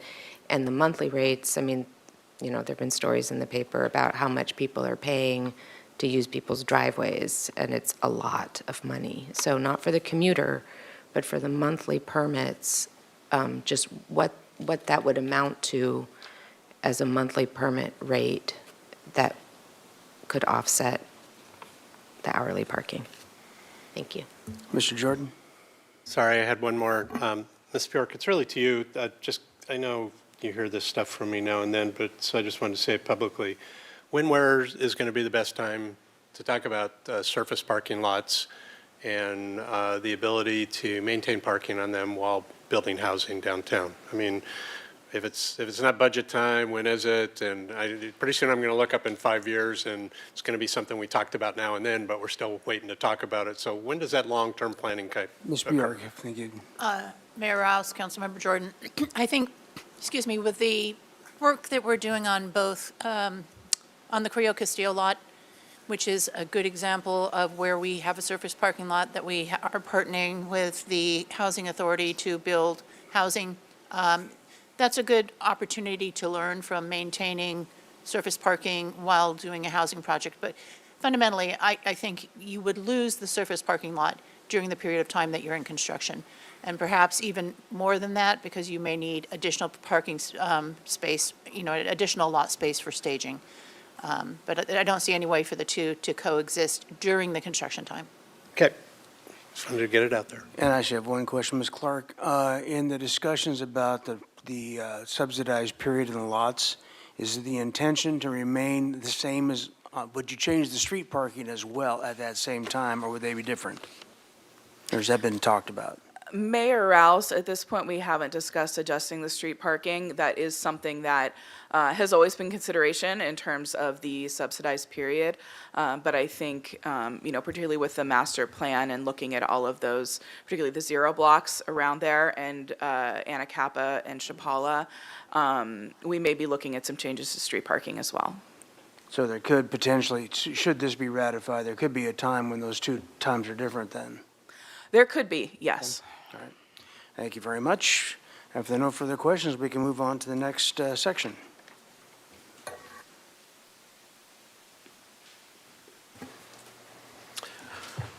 Mr. Mayor, Council, I am Michael Pease, Public Works Business Manager, and I will be covering the Facilities and Fleet section of our budget. So first up, facilities. So in this operation, some of the significant changes that have been happening that we're very excited about is recently we completed a internal city services study of facilities and fleet, and you'll see that in the fleet as well. And so as a result, we are implementing a new allocation model, which is in the budget numbers that you've been seeing in the different various department budgets and today. And so these rates should be less volatile than the previous rates, and so we're excited about that part. And then also in facilities, we're looking ahead at priorities. We're planning to upgrade the asset management software. Currently, we use a product called Facility Dude, and we're looking to use something that is possibly used by other divisions within the city, something like Cartograph. Again, there's a process to that, but it's something that we're looking at upgrading. And then also, we're going to be implementing a very robust asset management program. And again, I think that relates back to the application upgrade, but a very robust asset management program for facilities, including a 5-year asset condition asset condition inspections, updating the current replacement values, data, and updating the facilities condition index, which will help us with the overall capital improvement programming and Measure C funding prioritizations. Also, to note, as we get into the capital, you'll notice that we're requesting $1.25 million in capital renewal funding for this budget cycle. And what we're looking, what I want to call out as it relates to that is that that is one component of the facilities asset management strategy. The other component is also looking at the ongoing repair and routine maintenance program that are built into the rates that I just mentioned as part of the facilities study. So those two go hand in hand to maintain our assets, our facilities assets. Looking at staffing changes. Again, a similar theme, centralizing engineering positions. So in facilities, there's project engineers that are being centralized under engineering oversight. Also, that electronic maintenance change that I mentioned, that entire program moving under IT oversight. And then reclassifying one of two welder positions, a vacant welder position. And I will say just on that quickly that this, the city has been functioning quite well with a single welder. We've had one welder out on due to medical issues, unavailable, and so the city has been functioning well on one welder. And with the growing need in HVAC, especially with the complexity of HVAC equipment, that this is a growing need for the city, and so staff are proposing to reclassify one of those welders to an HVAC technician. Looking at the proposed revenues for facilities, this program is funded largely by allocations to other city departments, which have been recently updated as part of that allocation study of the operation and the financial rates. Looking at the expenditures, a few things to note on here. Actually, first up, there is a couple typos on here. I would say one typo, actually. You'll notice on the right side, it says budget reductions. The budget reductions do not apply to this operation. But I will say that there are some other things I want you to note. On the salary and benefits, similar cost increases that we've seen in other programs across the city. And then also similarly allocated costs adjusting annually with the new rates from those internal services. And then also on the capital outlay transfer, you'll notice that is going to zero. And so this, as part of the implementation of the study, there is no longer a transfer from the operating fund to the capital fund.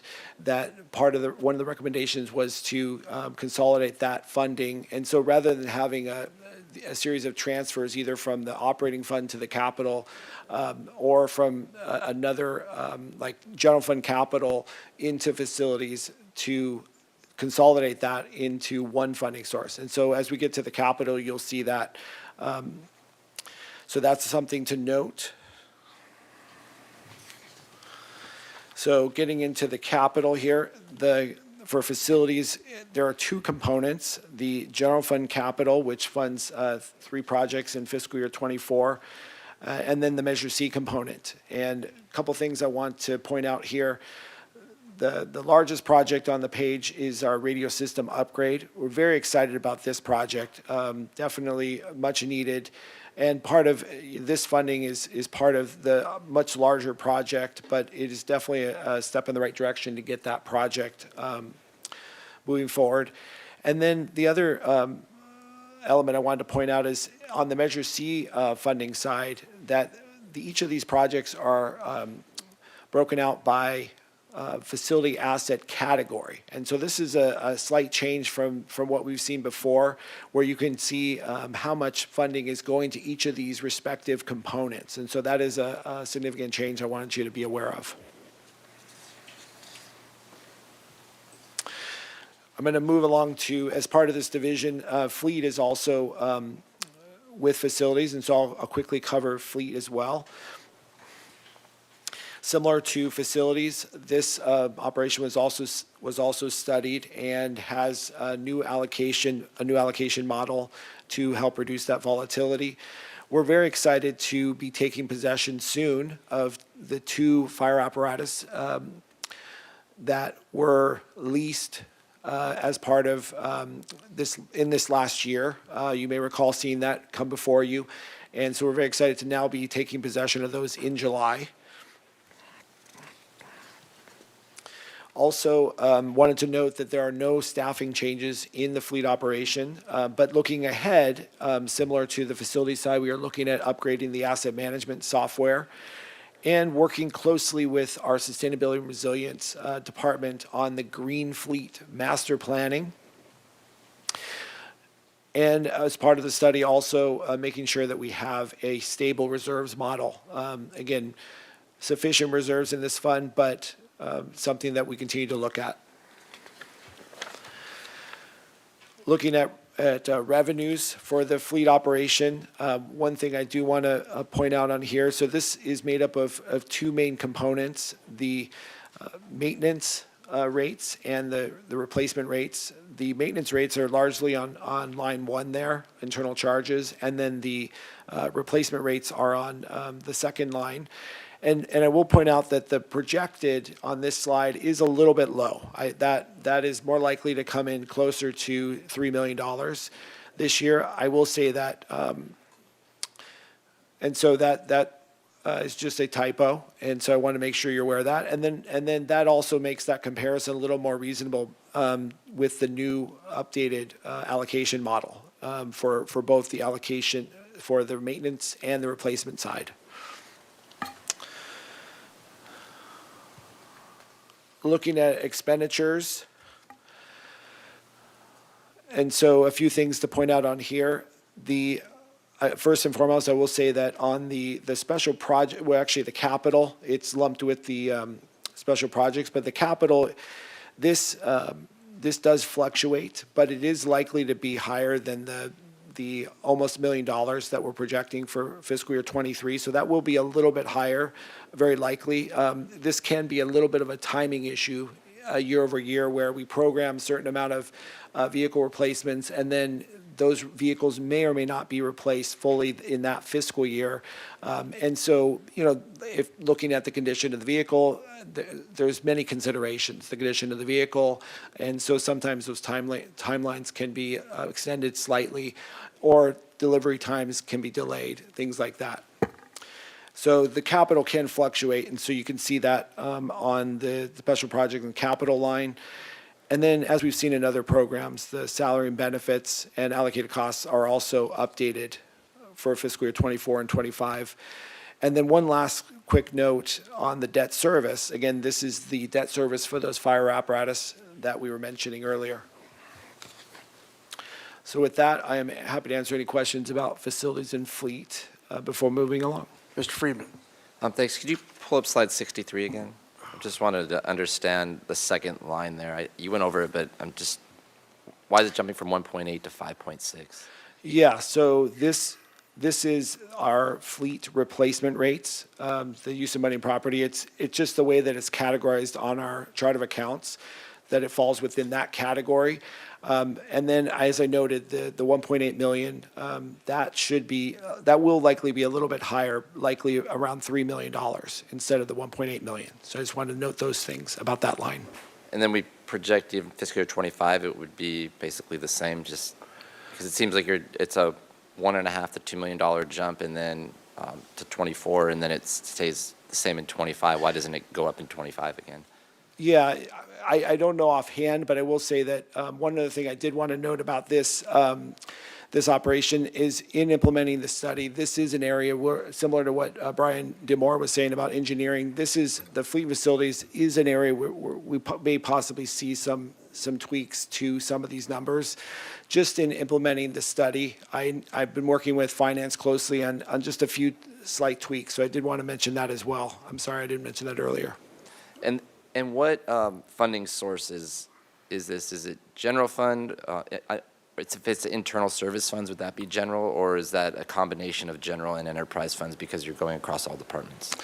Councilmember Friedman, through the mayor, yes, it is an internal service fund, and it is funded by allocations from enterprise and general fund. Thank you. If I could add, Mayor Rouse, Councilmember Friedman, on our fleet replacement, it's cyclic, and next 2 years, or I should say this year was a smaller schedule. Next year's and the following year are very robust schedules, and this is formulaic, based on when the equipment was purchased, its anticipated service life, and then we do interim evaluations to determine if we can extend their service life. Typically, you can't. I mean, they're a maintenance truck used for water resources.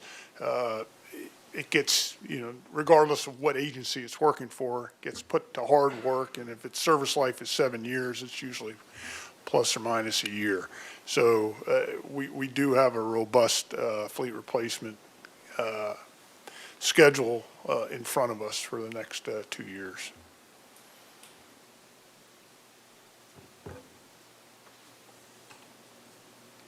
You good?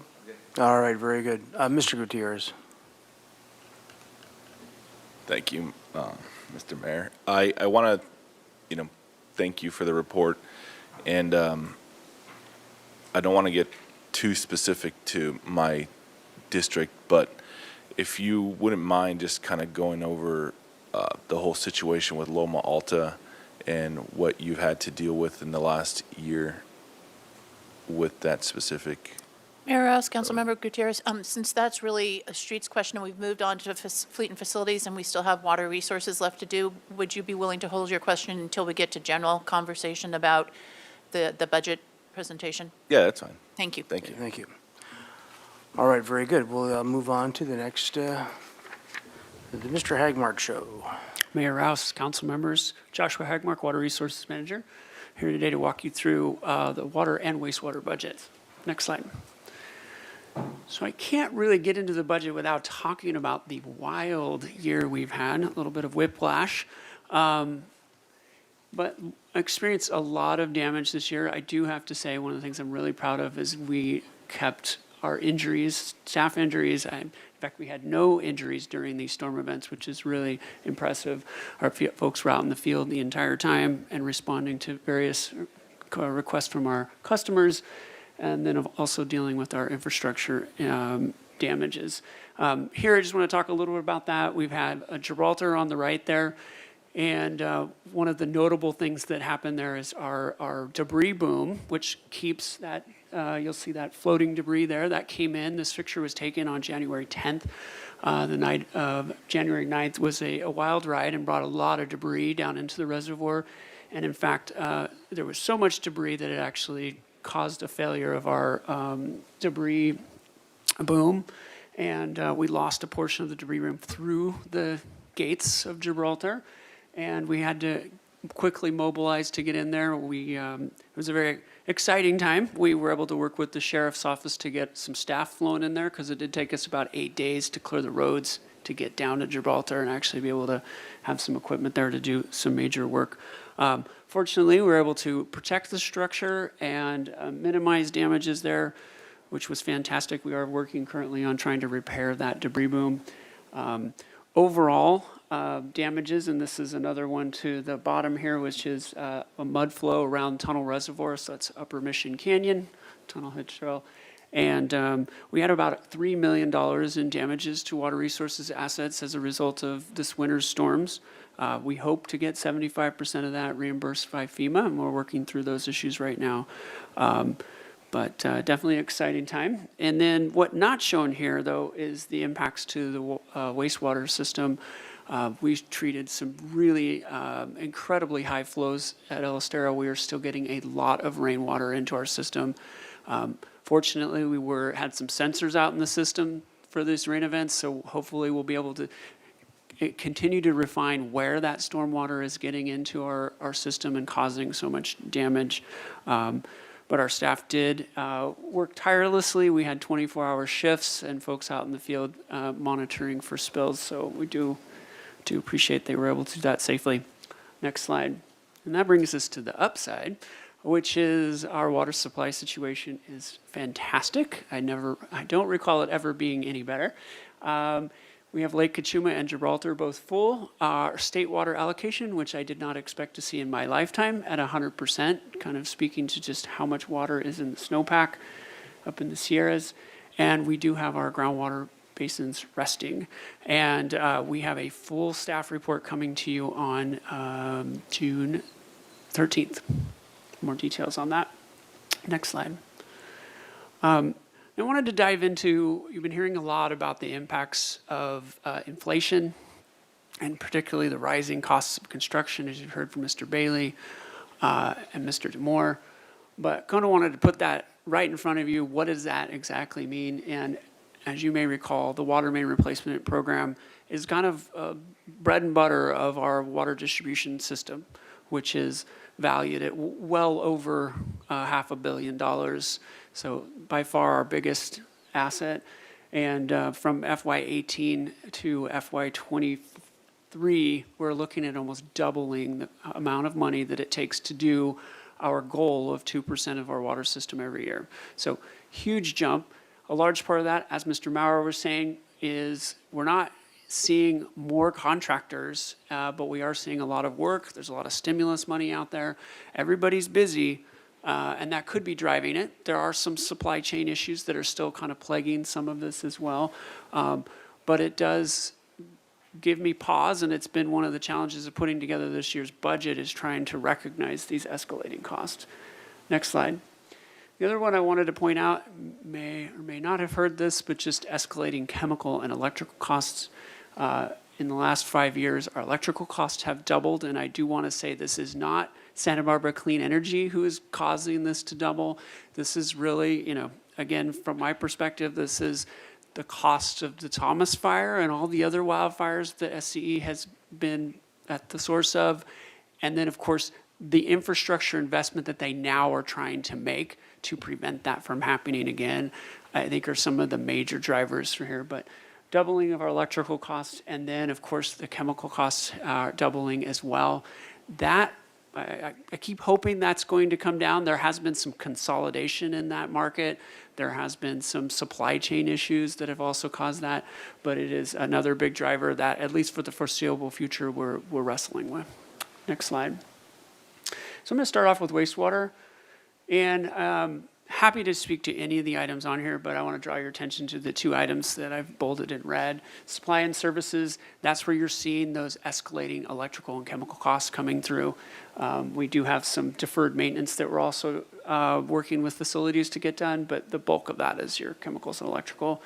And then the capital outlay, you'll see that is, again, also going up. And if you, next slide. We can talk a little bit about where. So we are doing some planned maintenance, lift station. We're planning to do some design this coming year, and then the following construction, that's on the Villa Lucero lift station. And then the sanitary sewer overflow compliance is kind of this general budget account that kind of includes all collection system work. And there we have set ourselves a goal of trying to get and TV the entire collection system by 2027. This has been one of those targets we've really been struggling and to meet because we've had so much maintenance that needs to be done, but we really wanted to get through all the system. This winter's rain and all the inflows, stormwater we've gotten in the system really drives home that point. We need to see it all so that we can go through and prioritize what work needs to be done first. So that's a chunk of that funding. Next slide. So the wastewater fund is in a troubling spot right now. There's a couple factors that are playing into this. One is state revolving fund. So Clean Water State Revolving Fund has been a backbone of how we've been getting capital work done. It's low interest loans. And the challenges in the clean water area, that funding is just, there's not enough. The demand is so high statewide that it is not keeping up. And therefore, the only projects that are getting them are literally ones that are violating their permits currently, or if they're a low-income community. And so we are neither, and so it's made it really challenging. And so what this reflects is cash funding some of those capital projects that we would have SRF funded. And so it's putting a lot of stress on our reserves. And what we're going to be doing is exploring different options for maybe funding that.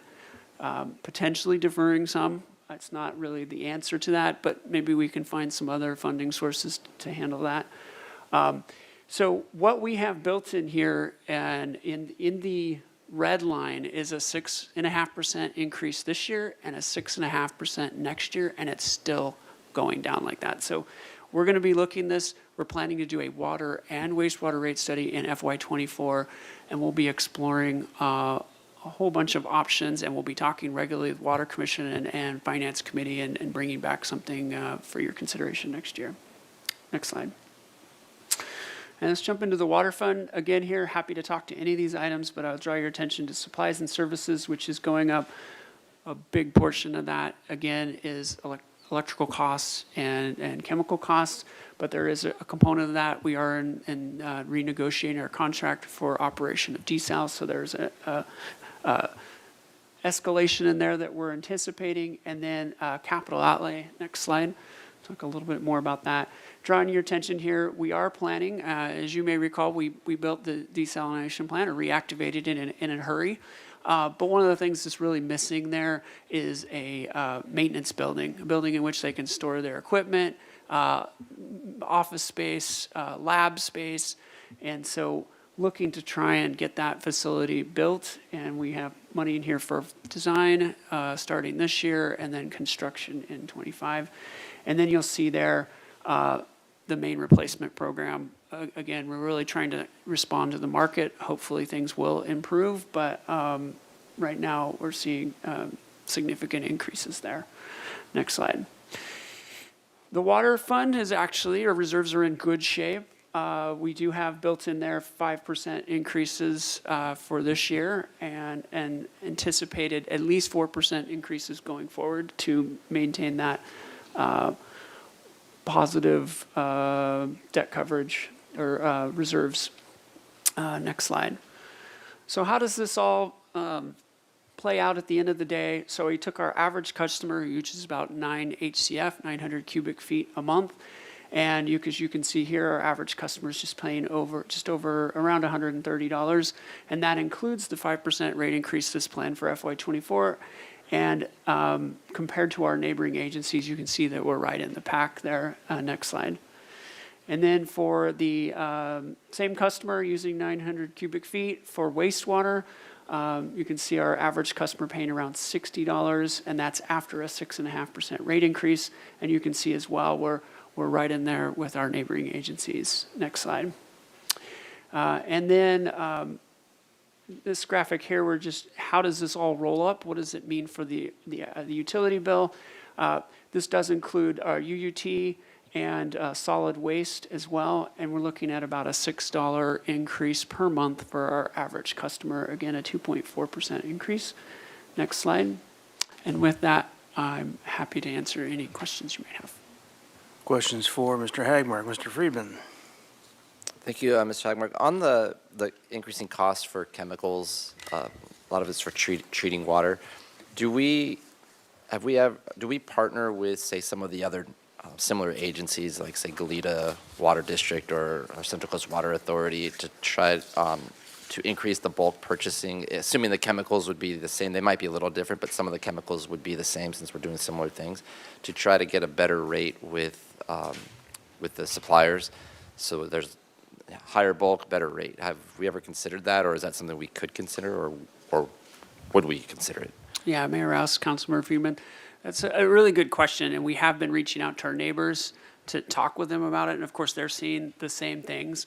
I think the challenge is we are already kind of a bulk customer. We buy, we're buying chemicals for wastewater treatment and water treatment on a pretty big scale. There is potentially opportunity in our agreement with our desal operator to do, we do purchase some of their key chemicals, but not all, so there's maybe some consolidation there. I don't know that, unless we got onto a contract with Metropolitan Water District or something like that, I don't know that it really would change. Right now, I think we're probably the largest chemical user on the South Coast, so I don't, there'd be more advantages to Montecito and Carpinteria and probably Goleta joining us. Thank you. Mm-hmm. Mr. Jordan? Thank you, Mr. Mayor. June 13th, just if you could come chat a little bit, also include, I'm really interested in hearing the picture of Gibraltar, of course, looks like the Nile, doesn't look like real water.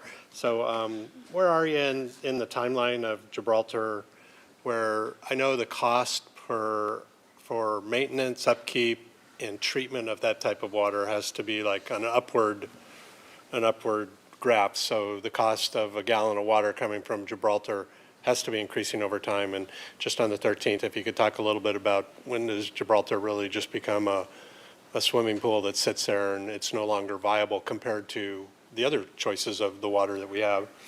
And then I'm sure, is it legislatively are the two water funds just kept us apart for reserves? I mean, there's never any chat about when one entity has both of those under a muni on the efficiencies of combining them and being able to leverage off each other? No? Right, state law, you keep them apart. Yeah, no good deed. Okay, thanks. All right, very good. One question, Mr. Hagmark, on the SSO budget line item, and you said to keep in compliance, is that, we no longer are in the middle of a consent decree, is that correct? Is that just compliance per state standards, or? Yeah, we have, it's not SWMP, I'm just blanking on the name. Yeah, our WDR that basically oversees our permit, and we kind of make commitments in there to things that we're going to get done as part of that. SSMP, is that the one I'm thinking of? Yeah. Mayor Rouse, Councilmember, Mayor Rouse. So the collection system has a permit from the state, the Regional Water Quality Control Board. It's actually a statewide permit, which is getting into details. But they do require zero overflows. So the compliance, I think the language, and it's interesting because I had just made a note on that myself, is left over from when we had the consent decree. As you know, we very successfully completed that consent decree, and the system is operating well. But it is operating well because we continue the programs we implemented. So now I would interpret that as compliance with the MPDS permit and making sure that we stay in this good place as opposed to getting back into a situation where we have spills. And are all agencies on the same standard statewide? Yeah, they all have a permit and a plan, yeah. Okay, but I mean, they're all, what constitutes an SSO is all, it's Yes. the same everywhere? Yes, Okay, that's same. really what I want to go. Very good, thank you very much. If there are no further questions, we will move on to, where we're at, Measure C. Well, it's actually Mayor Rouse, council members, it's Measure C and General Fund Capital. And before I turn it over to the city engineer, Mr. Demore, to give you specifics, I just want to reiterate first what Ms. Bjork said about with our capital program. As you all painfully know, we have a lot of competing interests. And from a public works perspective, regardless of where the capital outlay lies, which department, we have a vested interest, and we want to do what's absolutely best for the city.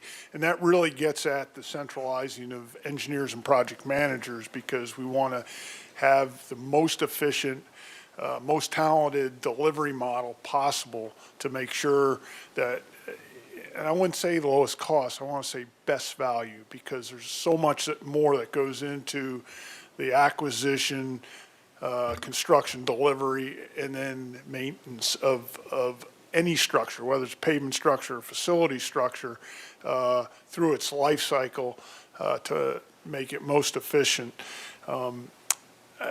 Mr. Bailey did a great job of going through the pavement, so I'm not going to spend any more time on that. But we own it. If we don't get after it, the costs year over year are going to go up, not down. If we do stick with it over time, we will get to that magical point where we actually get a return on investment, and the city's outlay actually creates an asset that can be used somewhere else within the city. And it's not short, that's a long-term commitment, but if we stick with it, it'll be realized. On the facility side, as I mentioned earlier, we still have a lot of work to do. But one of the slides Mr. Demore has is of a Creo gym. If we were a for-profit business, we would not put another dime into that. The value we get out of it against the cost that we're going to have to put into it, wouldn't pencil out for a for-profit business. We're not a for-profit business. We're a government agency that has a responsibility. It's a historic building. It serves an important purpose within our community, and it's going to be expensive.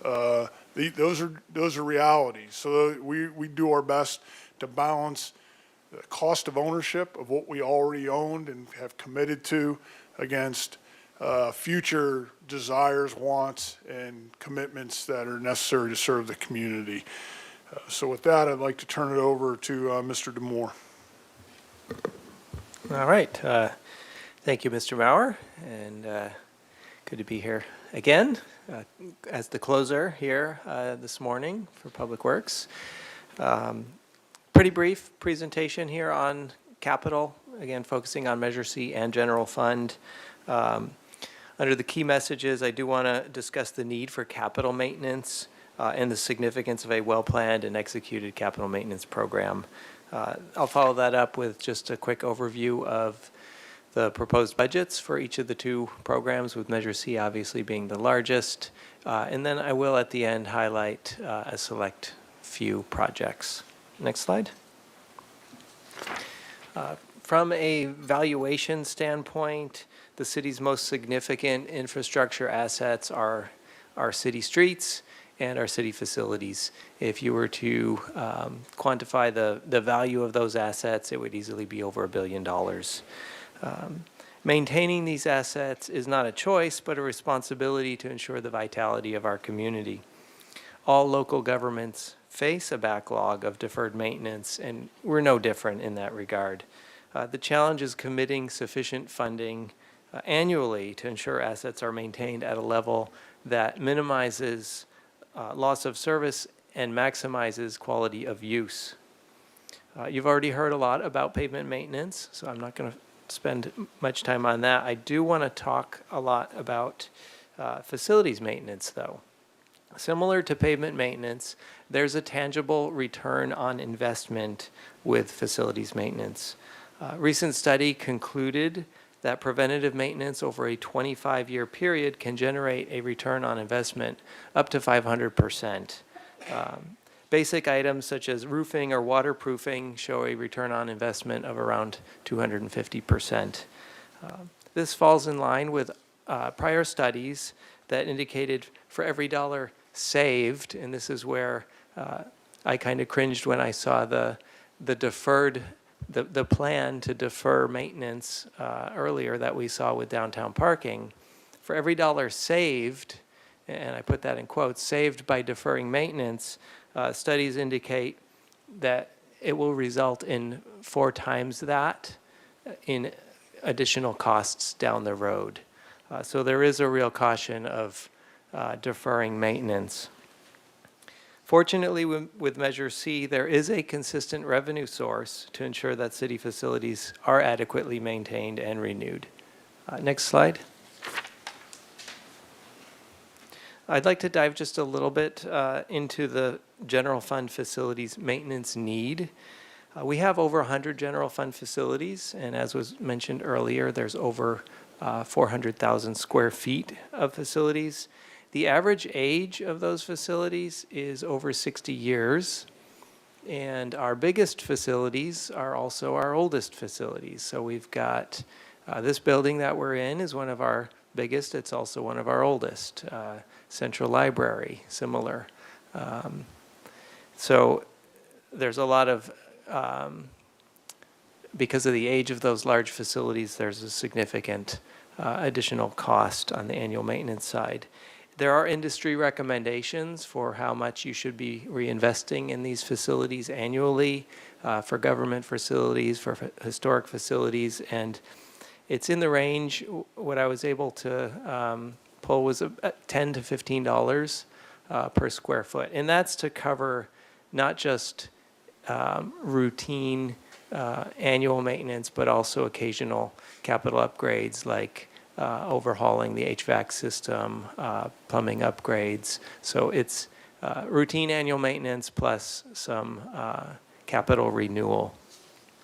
At that per square footage amount, our need is probably in the ballpark of $5 million per year. Next slide. And unfortunately, we have not been investing in our facilities at that rate over the past at least 15 years. As a result, a significant deferred maintenance backlog has accumulated, resulting in a reactive maintenance approach. Under this scenario, the asset picks the time when it needs emergency service or total replacement. This is disruptive and costly. Ideally, you're replacing an asset as it's approaching the end of its useful life and before additional damage occurs. I think a roof is the perfect example. You don't want to wait until the roof is leaking to replace it, because a leaky roof is likely to result in additional damage to the facility. Could be structural damage, could cause just a lot of compounding costs if you're not addressing those needs in a timely manner. An ideal maintenance program is a proactive one when maintenance tasks are performed when needed. To shift to this strategy, it's important to first have an accurate inventory of all of our assets, as well as a current condition assessment for these assets. With that information in hand, a long-term maintenance action plan can be developed to address preventive maintenance needs before they result in untimely and costly repairs. To be effective with this strategy, it's essential to have adequate resources, not just budgeting for the capital, but having the appropriate level of staffing to deliver those projects. The proposed capital plan does include some individual line items for basic facilities preventative maintenance needs, such as roofing, windows, paint, flooring, HVAC, and plumbing. It does not necessarily reflect what the true need is. As was mentioned earlier by Mr. Maurer, we've got work to do on the assessment side and to come up with a maintenance action plan, and we'd like to get going on that as soon as possible so that in future budget cycles we have a better handle on that need. Next slide. This is just a quick snapshot of the proposed capital program by fund, looking both at Measure C and General Fund. And I do want to point out that if you're checking numbers with the online, there is a slight adjustment here related to a project that we're going to hear about in just a little bit. It's a reduction on the General Fund side, and I believe a corresponding increase on the Measure C side. There is, as you look at FY24, there's a pretty significant bump up in Measure C funding. This is appropriation of higher than anticipated Measure C revenue that was received both in prior fiscal year and what we anticipate to end this current fiscal year at. But in general, if you look at FY25 Measure C, it's a modest increase over adopted FY23. Next slide.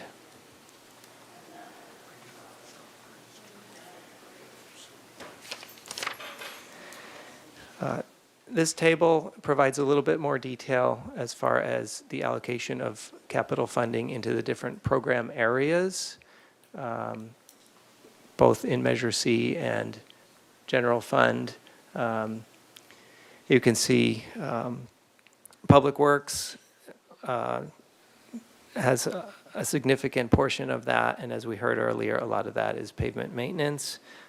Parks and Rec also with a big line item, and Library, and I will be highlighting some projects in each of those areas.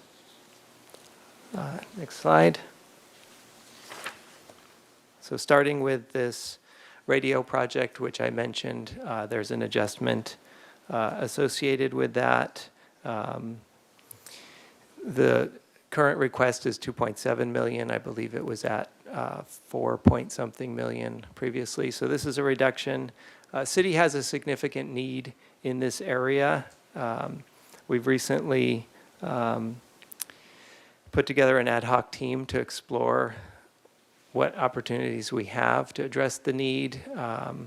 We've met with county staff and have learned that their coverage standards are at or above what we envision we would need out of this project. So we're hoping to work out some kind of an agreement with them that will help reduce cost. So we believe the 2.7 million will help us in the FY24, the need, as well as to purchase some handheld radios for the police department.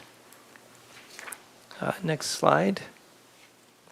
Pavement maintenance, we've heard a lot about that. I'm not going to dwell on it too much, but FY24 proposed, we're looking pretty good at that $20 million number that we need. Adjusted for inflation in 2025, we expect we'll need more than that. But as mentioned by City Administrator earlier, because we're going back to kind of the more regular Measure C funding amount in 2025, it's just a pinch to try to fully fund this program as well as all of the other needs throughout the city. So FY 2025 as proposed is short of the need to hit our PCI target of 70 by around early 2030s. Next slide. Dwight Murphy Field renovation, this is proposed for $6 million of Measure C funding in fiscal year 2024.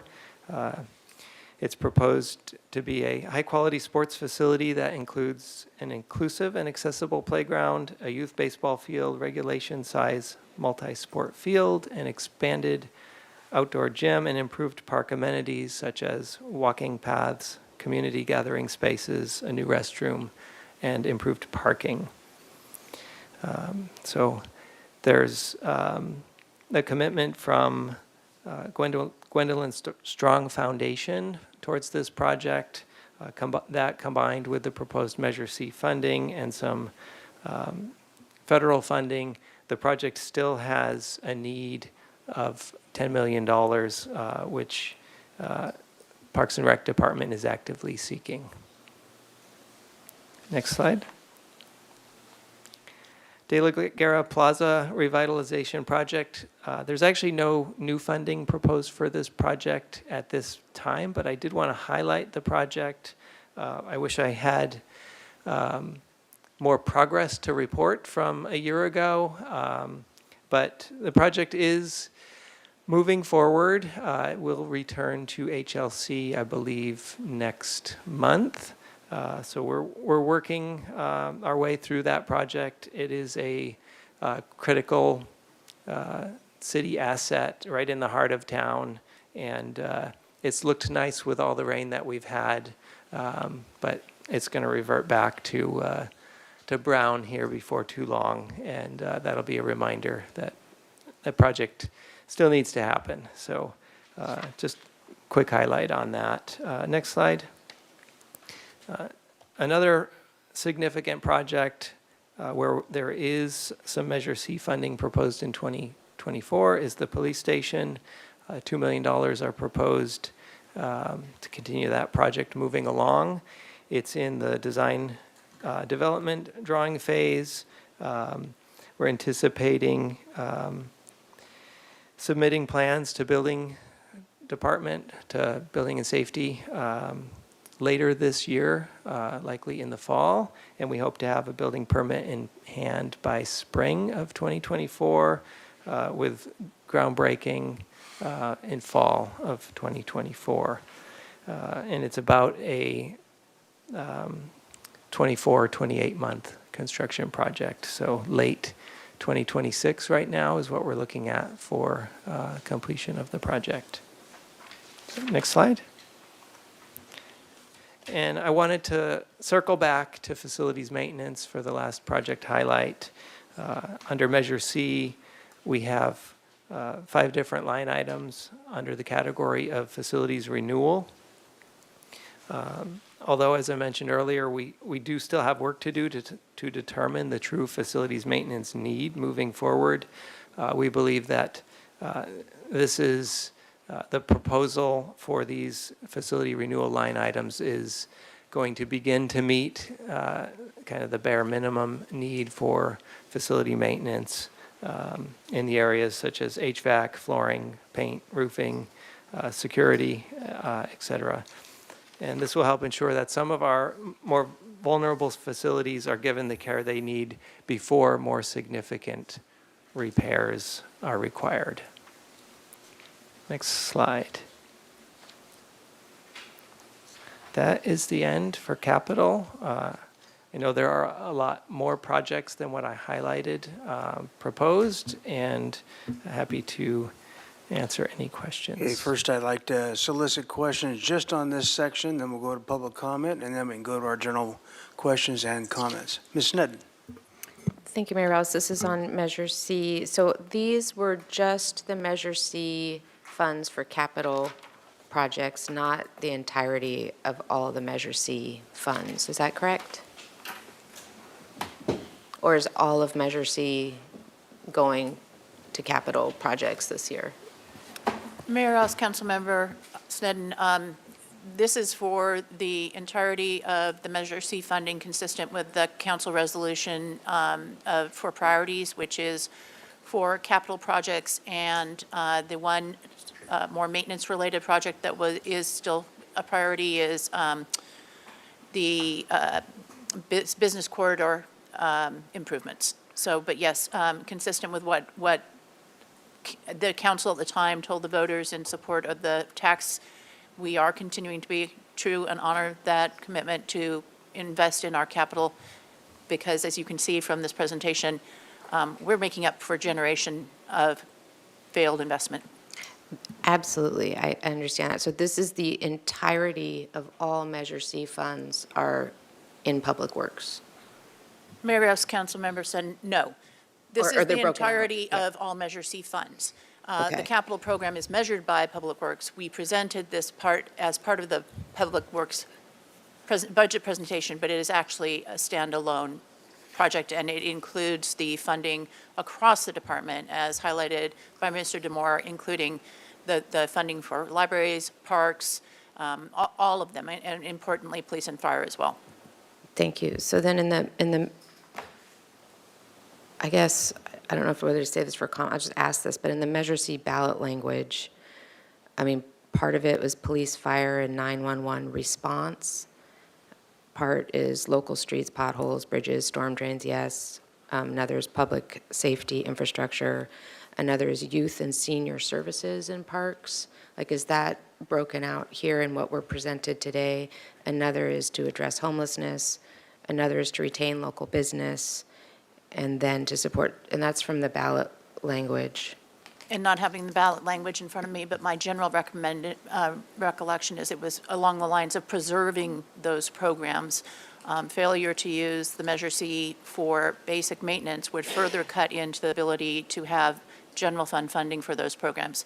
So certainly, it's a general tax and can be used however this council wants. The language spoke to preserving the ability to deliver those programs, which we would not be able to do if we didn't have that funding source to allow us to invest in capital.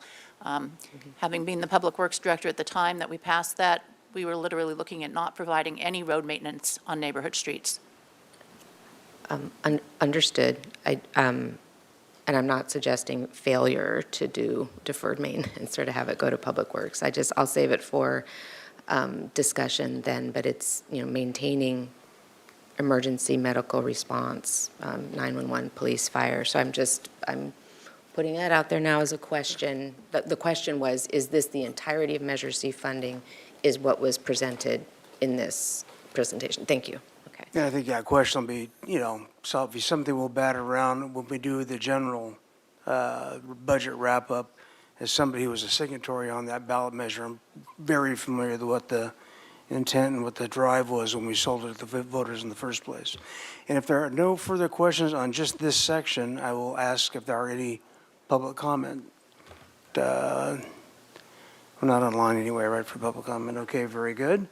And with that, we can go to your final commentary. Mr. Gutierrez. Thank you, Mr. Mayor.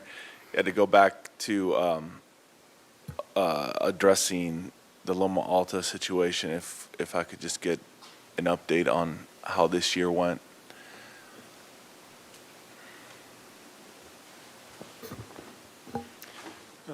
Mayor Rouse, Councilmember Oscar Gutierrez, Derek Bailey again, Acting Streets Operations and Infrastructure Manager. So just to kind of recap the last few years, the Loma fire a couple years ago scorched the hillside above Loma Alta Drive. We were concerned that the lack of vegetation on the hillside could lead to debris flow. Engineering studied it. They hired a consultant to study it. They determined that it's a very different condition than Montecito. Nonetheless, out of an abundance of caution, Public Works closed the road over the winter. We did so again last year and put K-rail up and down Loma Alta Drive. In case there were any minor debris flows, they would be channeled away from the homes downhill of the fire area. Last winter went really well. There was some minor debris that came down, but like we're talking a couple truckloads, that's normal. On any given winter, even when prior to the fire, during a storm, we would get some minor debris coming down that hill that we would clean up. That's just par for the course on Loma Alta Drive.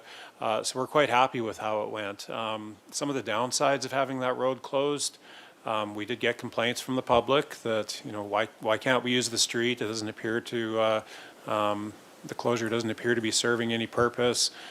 Trash, debris, graffiti, that kind of thing happens in areas where there's less traffic and less eyes on the area, so that was happening as well. On the flip side, we did get some positive comments from people that appreciate that the street was closed and enjoyed it as a pedestrian and cycling area as well. We're going to be reevaluating it with engineering over the summer. It's likely we're going to close it again next year. I think we originally committed to a 5-year period before we thought there'd be enough vegetation on the hillside to stabilize it. But last year we had some pretty heavy rains and it performed well, so we will be discussing that with engineering. I appreciate it. I know at first there was a little apprehension to do it, but I and the residents, especially the residents below, really appreciated the efforts, and I just want to thank you for being precautious about that. Thank you. The only other issue is that throughout the west side, there are certain spots that still don't have sidewalks. And I know you went over sidewalks earlier. Could you just reiterate a little bit about what the potential for those sidewalks to be installed might be? Yeah. Mayor Rouse, Councilmember Oscar Gutierrez. Yes, so last year, at the same time we got good news for Milpa Street, we also got good news on the west side as well. There's going to be we call it an everything in the kitchen sink project for the west side. There's going to be a new bike path built along Modoc Road, lighting along San Andreas Street in Modoc, crosswalk improvements throughout the neighborhood, and sidewalk infill in some really key strategic locations where we heard from the community that's a high priority. And that will include filling in the missing gaps on West Valerio Street, missing access ramps on West Valerio Street, some of the dead-end streets like Arriaga and Valerio, the dead end into the railroad tracks. There's kind of a little S-curve where Pedregosa turns into, I forget the name of the street, but just at the western end of Pedregosa, there's a really tight S-turn through there where there'll be sidewalk infill. So there is sidewalk infill coming. There's a lot of needs in the west side, though, and as I was talking about in my presentation, the future outlook for funding is not as good. So while we have some projects in the works, how we deliver on those future gaps, we don't know at this time. Okay, thank you. Mr. Jordan. Thank you. I just had another question while Derek was sitting there. Just to bug you here instead of somewhere else. Mason and State Street intersection with the tiles and the asphalt and all that garbage, you know what I'm talking. Is that being picked up in the undercrossing project coming up in a month or so? Mayor Rouse, Councilmember Jordan, yes. Great. So the Mason State Street intersection was redone with the Californian Hotel. So it's all concrete. It's got some really nice scoring pattern in there that was approved by HLC. That's going to be replicated at the Yananolly intersection. I'm thinking, It has that's all- what I'm thinking, it Yananolly, has not all the Mason, right? busted Sorry. tile. And also the south leg of the Gutierrez intersection. That's also a tile intersection. So, Super. yes. Thank you. Mr. Friedman? Don't go anywhere, Mr. Bailey, since you're back. Just if you could, we received the grant for the crosswalk on Las Positas in Stanley. Can you just give a quick update on that? I know that's a big a priority project in that part of town. Yes, Mayor Rouse, Councilmember Friedman. Earlier this year, we got the results back for the Highway Safety Improvement Program grant applications that we submitted last fall. Included with that was a new crosswalk at the Stanley-Las Positas intersection. So we were successful. One of the strategies we have now with engineering is instead of putting a small project like that out to bid, order of magnitude, you know, 300,000-400,000, that may not get a lot of interest from contractors just because we're busy these days. We're going to combine it with some other projects and put them all out to bid together. So our plan is to put those out to bid later this fall. It'll also include 3 crosswalks on San Andreas Street, the Cliff Drive Allen Road intersection, and as well as some improvements in front of Santa Barbara Junior High. So that'll go out to bid this fall, construction over the winter and into next spring. All right, very good. I actually had a question from Ms. Clark, if I wouldn't mind dragging you back up here for a moment, please. Yeah. Oh, yeah, we're done with that. So you can, that's what Oscar's trying, yeah, absolutely. So, well, going back to, on the parking system and the PBA, and we talked, and Mr. Jordan brought that up. We normally do, when we try to change PBI, there's an engineer report involved and that kind of thing. Over the years, there's always been attention to the lack of charging for nonprofits, charging for live performance theaters, and things that also have a fairly substantial presence in the zones of benefit. Has there been any discussion thus far with the committee at looking at those again? I know they're politically not very palatable, which is why they haven't happened over the years, but this is, you know, this is a different time, so I'm just kind of curious if that's been a consideration. Mayor Rouse certainly has, and that's something that our downtown parking committee does recommend that we do. And that is something that, you know, as you mentioned, would require an updated engineer's report. And so, you know, as we were working through that process back at, you know, the end of 2019 and the beginning of 2020, that is likely something that would be included if we did update the assessment methodology for the PBIA. But I do think that we also need to consider what other funding tools might be available for us. What I think is what Mr. Jordan was bringing up, and certainly you've already heard from me who hasn't been in a committee about the sensitivity of the parking system, which was essentially put in to support the downtown businesses, and we're at very much a crossroads right now. So it's obviously a very sensitive topic, and we realize the capital shortfalls, and the operational shortfalls, the downtown parking. So, like I said, this will be, I would think, likely a robust discussion. So, and with that, Ms. Sneddon. Thank you, Mayor Rouse. So this is appropriate time to ask a general question? Okay, but not comments yet. Is that, I just want to make sure I'm doing the right thing. No, we're general. We're doing it. Questions and comments? Sure. Okay, thank But you. just bearing in mind, of course, we're going to have our major Got it. total budget wrap-up still in the future, but this is just for the public works. Got it. Thank you. So for a question, I'll do a question first. So I really appreciate your emphasis, Mr. Peace, on the PowerPoint being the most up-to-date information and really highlighting where those discrepancies are. And I really do bring these questions up for myself to need a general understanding, but also because we're using transparency tools that show different numbers. And I know maybe it's a little bit, I'm not winning any friends up here right now, but I need to ask these questions. Just overarching, when you look at 5% reduction targets, and this is for any department, this is not specific to your department. 5% reduction from what? I'm going to say, you know, the fiscal year 2023 adopted number is 174 million. Then there are 2023 projections that have variations from the PowerPoint presentation saying 203 million, the transparency tool saying 194 million, the budget book saying 301 million. Those snapshots, all within a month, are varying by $100 million. Then the actuals aren't in yet. So my question is, which one of those snapshots or which starting point or what number is the 5% reduction from? Is it the general fund subsidy? Is it from the actuals? Is it from which one of these snapshots? That's what I'm really trying to get a handle on, is 5% reduction from what? Mr. DiMartini might be best to address that, if you would, please. Thank you very much, Honorable Mayor and Councilmember Sneddon. The reduction targets are always based on the department's general fund support for that fiscal year.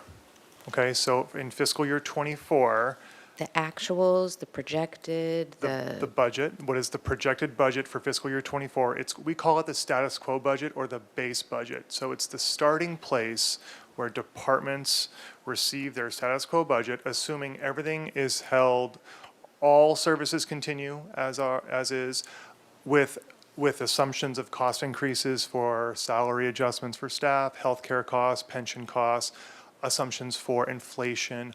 All of that is built into the status quo budget, because that's what it costs to continue to run the city with our current programs. And then our, sort of baseline revenue assumptions as well. Then we take an expenditure reduction on that general fund subsidy in that year. So that's why you'll still see every department's budget continues to increase year after year after year. It's that reduction on just that general fund support from the base budget. And that's the 5%. Thank you. So then the general fund, and when you say fiscal year 2024 status quo, that's not a term. I'm trying to tie that back to the terms that I have for headings are 2023 adopted, 2023 projected, 2023 adjusted, 2023 actuals, 2024 proposed. Which one is 2024 status quo? Councilmember Sneddon, that is not provided in the information on the online budget, online transparency tool. That is an internal staff process of how we go through our internal budget development. So we receive that at the staff level, we work on the status quo budget, and we develop staff proposals. We review all of the proposals with the city administrator during the January and February and March timeframe. We then release the city administrator's recommended budget in April. So that's our internal process. I think you've now finally answered my question, that the number that we're taking the 5% reduction on is not transparent or available to any of us. I think that's the bottom line that I'm hearing, and we can discuss this further, but this is, each one of these questions I've asked, and I know it's been really annoying, but this is a swing of $100 million. I mean, if that isn't a question that we're concerned with, I don't know what we're doing here, if $100 million isn't something that, so I think now the answer is that this status quo budget is internal. Mayor Rouse, Councilmember Sneddon, let me explain a little bit about how the budget development works, both in our charter, state law, and in your directions to us to me as your employee. All of those require that we have a balanced budget. We have a very prudent and very well defended practice over my tenure here of being very protective of maintaining a reserve policy such that in years that are difficult, we have the flexibility to use reserves and not have a completely balanced budget based on revenues and expenditures for the forthcoming year. And instead being able to use the prudent savings of previous years to give us a little flexibility in moving forward to the next year. I'm really appreciative of the fact that this council has also been supportive of that fully funded reserves, and that is allowing us, in this difficult time, to take smaller adjustments than we would otherwise have to. But the direction to me is to propose to you a balanced budget. I didn't do that this year. I took advantage of your reserve policy so that we wouldn't have to take such a hard look, so that we can have a little more time to look at options in terms of revenues and expenditures, and make a softer landing for this organization. That direction is what you're seeing in my proposed budget. That direction is consistent with state law, council policy, and the charter. The status quo budget is an internal tool that we use for realistically projecting what we think our expenditures will be based on the previous year's plan of work. That is not something that has ever come to council. And really, it's just a guidance to staff of how to take those reductions. And there are alternate ways. Guidance could be, we're no longer providing this service. As I said, trying for a softer landing, trying to have a little bit better time for the community to understand the challenges that we're facing as an organization in providing the extremely high level of service that we provide to our community. And allowing your finance committee, who has been delegated the responsibility of looking at long-term sustainability, time to work through some of these options, and with any luck, come out with an alternative that means we don't have to contemplate them the way we do right now. So that's the basis for the budget that was proposed to you. Mr. DiMartini. Thank you very much, Mayor Rouse. I'd like to also expand on how the information about expenditure reduction targets have been communicated throughout the budget process. It starts in December when we first internally develop what the status quo budget looks like. Internally, the city administrator issues her budget instructions to all of the city departments, which includes that expenditure reduction target. That information is then included with departments as they develop their budgets to meet those targets.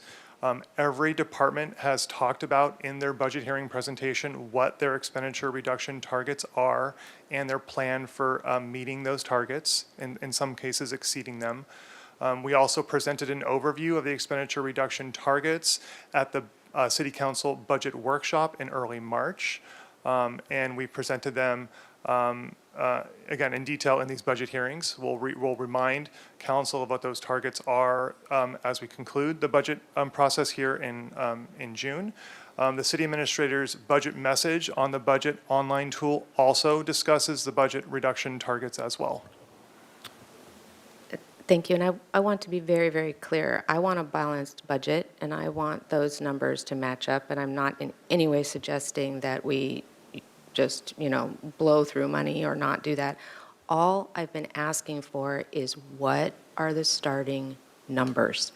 By the time we're done with this, and it's maybe not now with Public Works, by the time we're done with this, what I'm hearing now is that it's a status quo internal number, understood, and that departments are given, they're told. It's not coming internally from a department to say, this is my expenditure, and I will find the 5%. From this internal status quo, they're being told, each department, this is what your target is, this is what your target is. And is that what I just want to understand? That's Ms. correct. Bjork. I mean, I think it also points out that as we do this budget, we have some flexibility going forward because we're really trying to have targets, and targets are predictions are projections. So this speaks to, I think, something you said one time, Mr. DiMartini, about it's a science, but there's also some art to it as well. And that's the thing, is it can be, especially in a very volatile cash flow situation like Santa Barbara is, and the projections that happen in this first quarter do not match last year's first quarter. And you go, oh, now what do we do? And they happen kind of very timely. Ms. Bjork, get it. Mayor Rouse, I want to agree. In addition to the reduction target that was given to departments, I gave direction to my finance director as to revenues and whether to be extremely cautious, or whether to be realistic, or whether to be overly optimistic. We chose a realistic based on December's numbers. I think it is likely what we're seeing based on revenues as they're coming in now, that they are overly optimistic. During the year, we have operational flexibility to try and adjust and make changes such that we come in as close to budget and don't further increase the deficit by the end of the year. So it's not just the outputs that I give direction on, it's also the inputs. And that's what I am directed by the charter to present to you as a proposed budget. Thank you. And then my question, though, is when I'm going to look at line items, if I get the comment, well, you go look and see where you want to make cuts. I have been diligently going and looking, taking that direction of, okay, I will go look, and I'm digging through these line by line. I'm doing my due diligence, and so I don't have the same starting point or the same line by line numbers, and it's not transparent to me. This is a comment now. It's not it's factually not transparent to me as a community member, as a citizen, as a council member. That's a statement. It is just not. And so take that for what you will. Now I understand there's actually a different budget that's internal. Understood. So I go from the PowerPoint presentations, those are the numbers. So if I want to make adjustments, and I'll ask you now, if I want to make adjustments, where do I look at the real numbers line by line? Mayor Rouse, Councilmember Sutton, I would say if you want to make adjustments, you suggest to us where you think you want to have cuts, and we as your staff will help you understand what those look like in a line-by-line budget adjustment. And I know that you've been meeting with staff extensively to go through their budgets and to try and help understand it. It's a difficult process. It's not that it's difficult, it's not transparent. I want to be really, And I appreciate that. I will say, and Mr. DeMartini detailed the extent to which we have more information available this year than ever, and perhaps that's the problem. Okay, thank you. I will make my comments now for Public Works. Yeah, if we could leave it at that, then we'll have the And I general. will. I'll leave budget that at things just Public afterwards. Works. It's just incredible what you do as a department. I apologize for the general questions first there. The storms and the way everything went as expected, manageable, safety, taking care of everybody. The energy and resources that are being spent on this emerging and constantly changing State Street. I'm really appreciating that adaptability and that department there. It's not mentioned as one of the core themes, which will be a comment I'll make at our general overview budget, but one of the core themes I think should be diversity, equity, inclusion, and accessibility, and how each department is addressing that. And I have to say Public Works has really risen to that occasion. And even without it being stated, it comes across in so much of what you do. I'll say for the water division, the outreach and the enhanced urban water management plan and the rate studies and really making sure reaching cross sections of our whole community and keeping those rates as low as they can be for different groups of people. Really, really appreciate that. All the efforts for the ADA compliance, I appreciate seeing it in the budget as a line item, that there's funding for that transition plan. Really happy to hear that engineering staff is at 100% and that at least we're being competitive in that area. Very, very much appreciated. Water resources, another point on that, and going from extreme drought and then to more rain than we know what to do with, flooding, Gibraltar, spillage, or controlled releases, and Kachuma, and just incredible predictability in what's an unpredictable world, and really those ongoing updates on how much in the complex water portfolio, so much appreciated. It was great to see the progress on Dwight Murphy.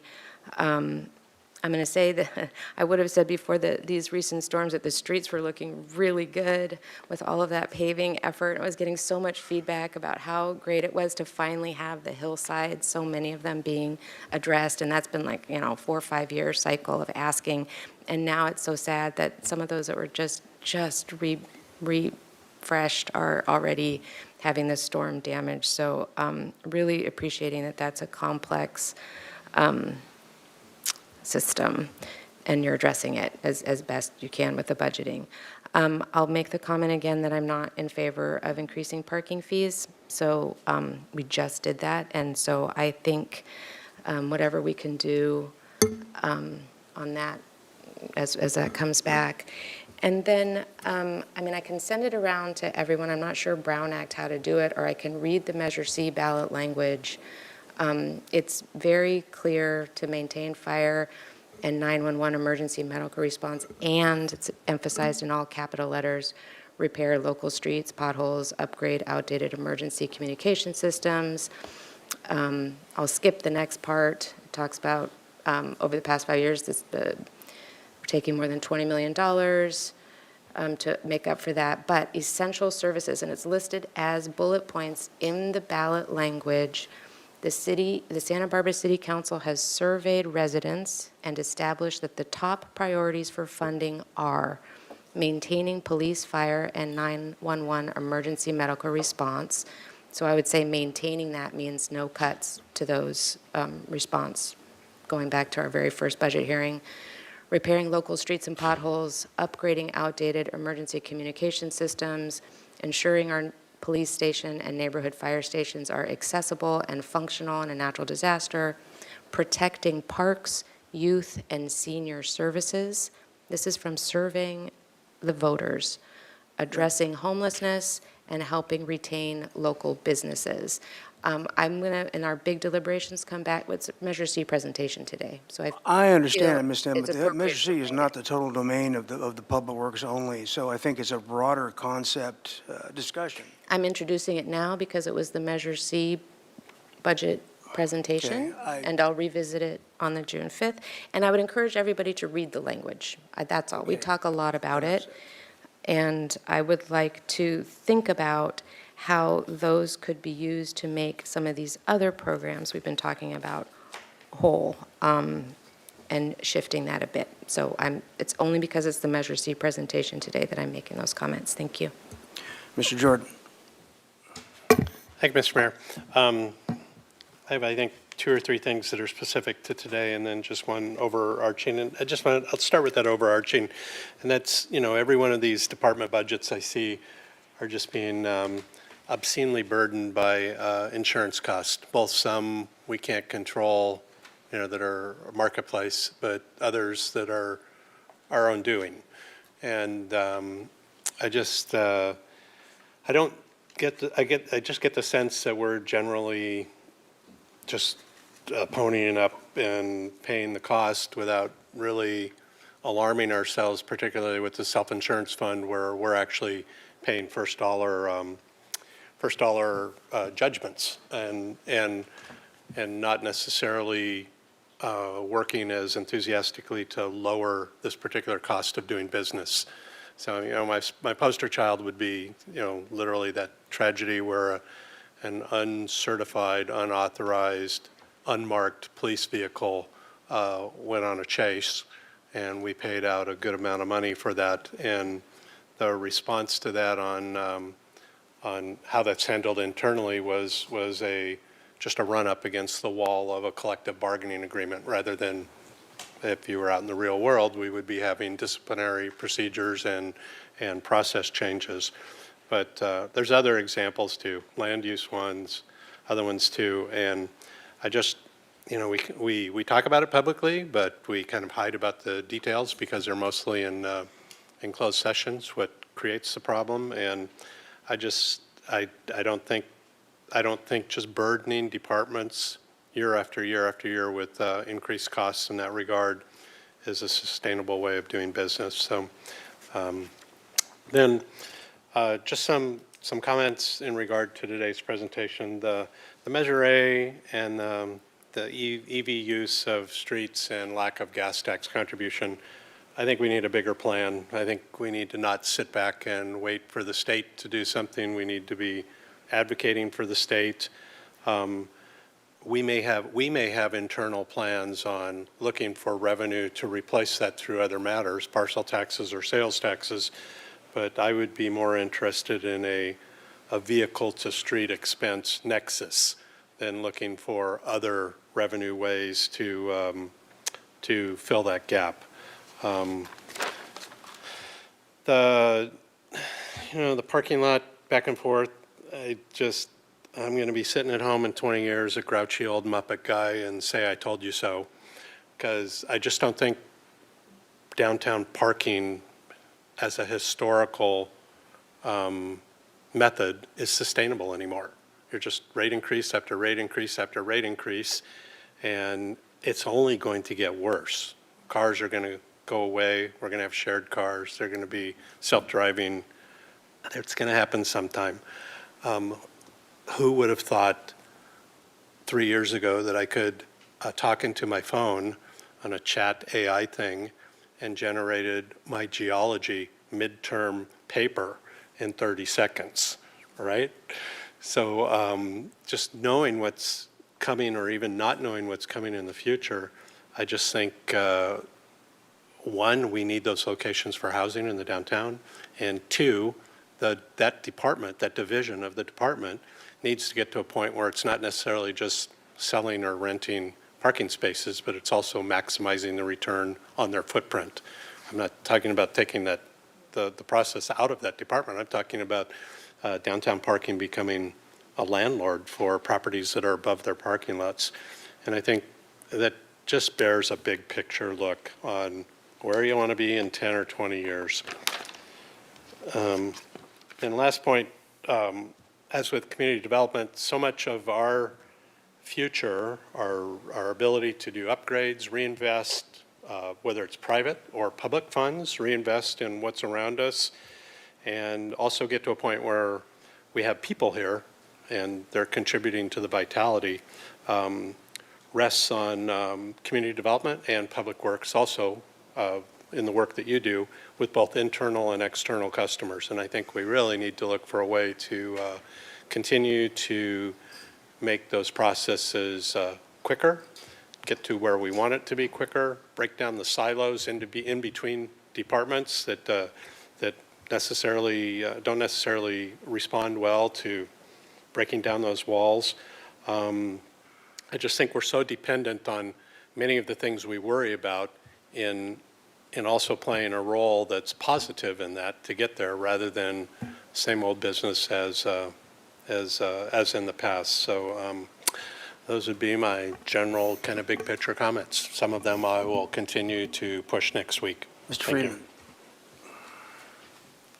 Friedman. Thank you. I just want to say thank you to the Public Works Department. With the wealth of different services that you provide, we have highly trained staff that are providing those from all levels, from maintenance to the response to the storms to emergency response, and just the day-to-day operations of the city and keeping our buildings functioning and for the public to use. Regards to downtown parking, the proposal for the rates, that is something that we struggled with at finance. The problem is the way that it's funded is through the revenue of the fees and the parking fees. So if we don't change those, then over time there is a structural deficit now. It's going to continue to grow, and the general fund will be the backup for that. It's not something we took lightly at finance. So, but at the same time, if we're looking at we could look at other models. They're out there, but they didn't come up at finance. And it gets to my next point is longer term, especially once we get the master plan for State Street redeveloped so we have a vision of where we want to go, is we are, and I think we are doing this, is looking at how we structure the downtown parking and how it's paid for over time. But we can't really do that until we have the master plan for State Street done, because we don't know where we're going. And then at that time, there may be other models out there that we can have. But right now, in the next couple of years, we can either have the revenue from the fees or we can have the general fund to back it up. At least that's my understanding from the lengthy presentations we've had and discussions we've had at the Finance Committee.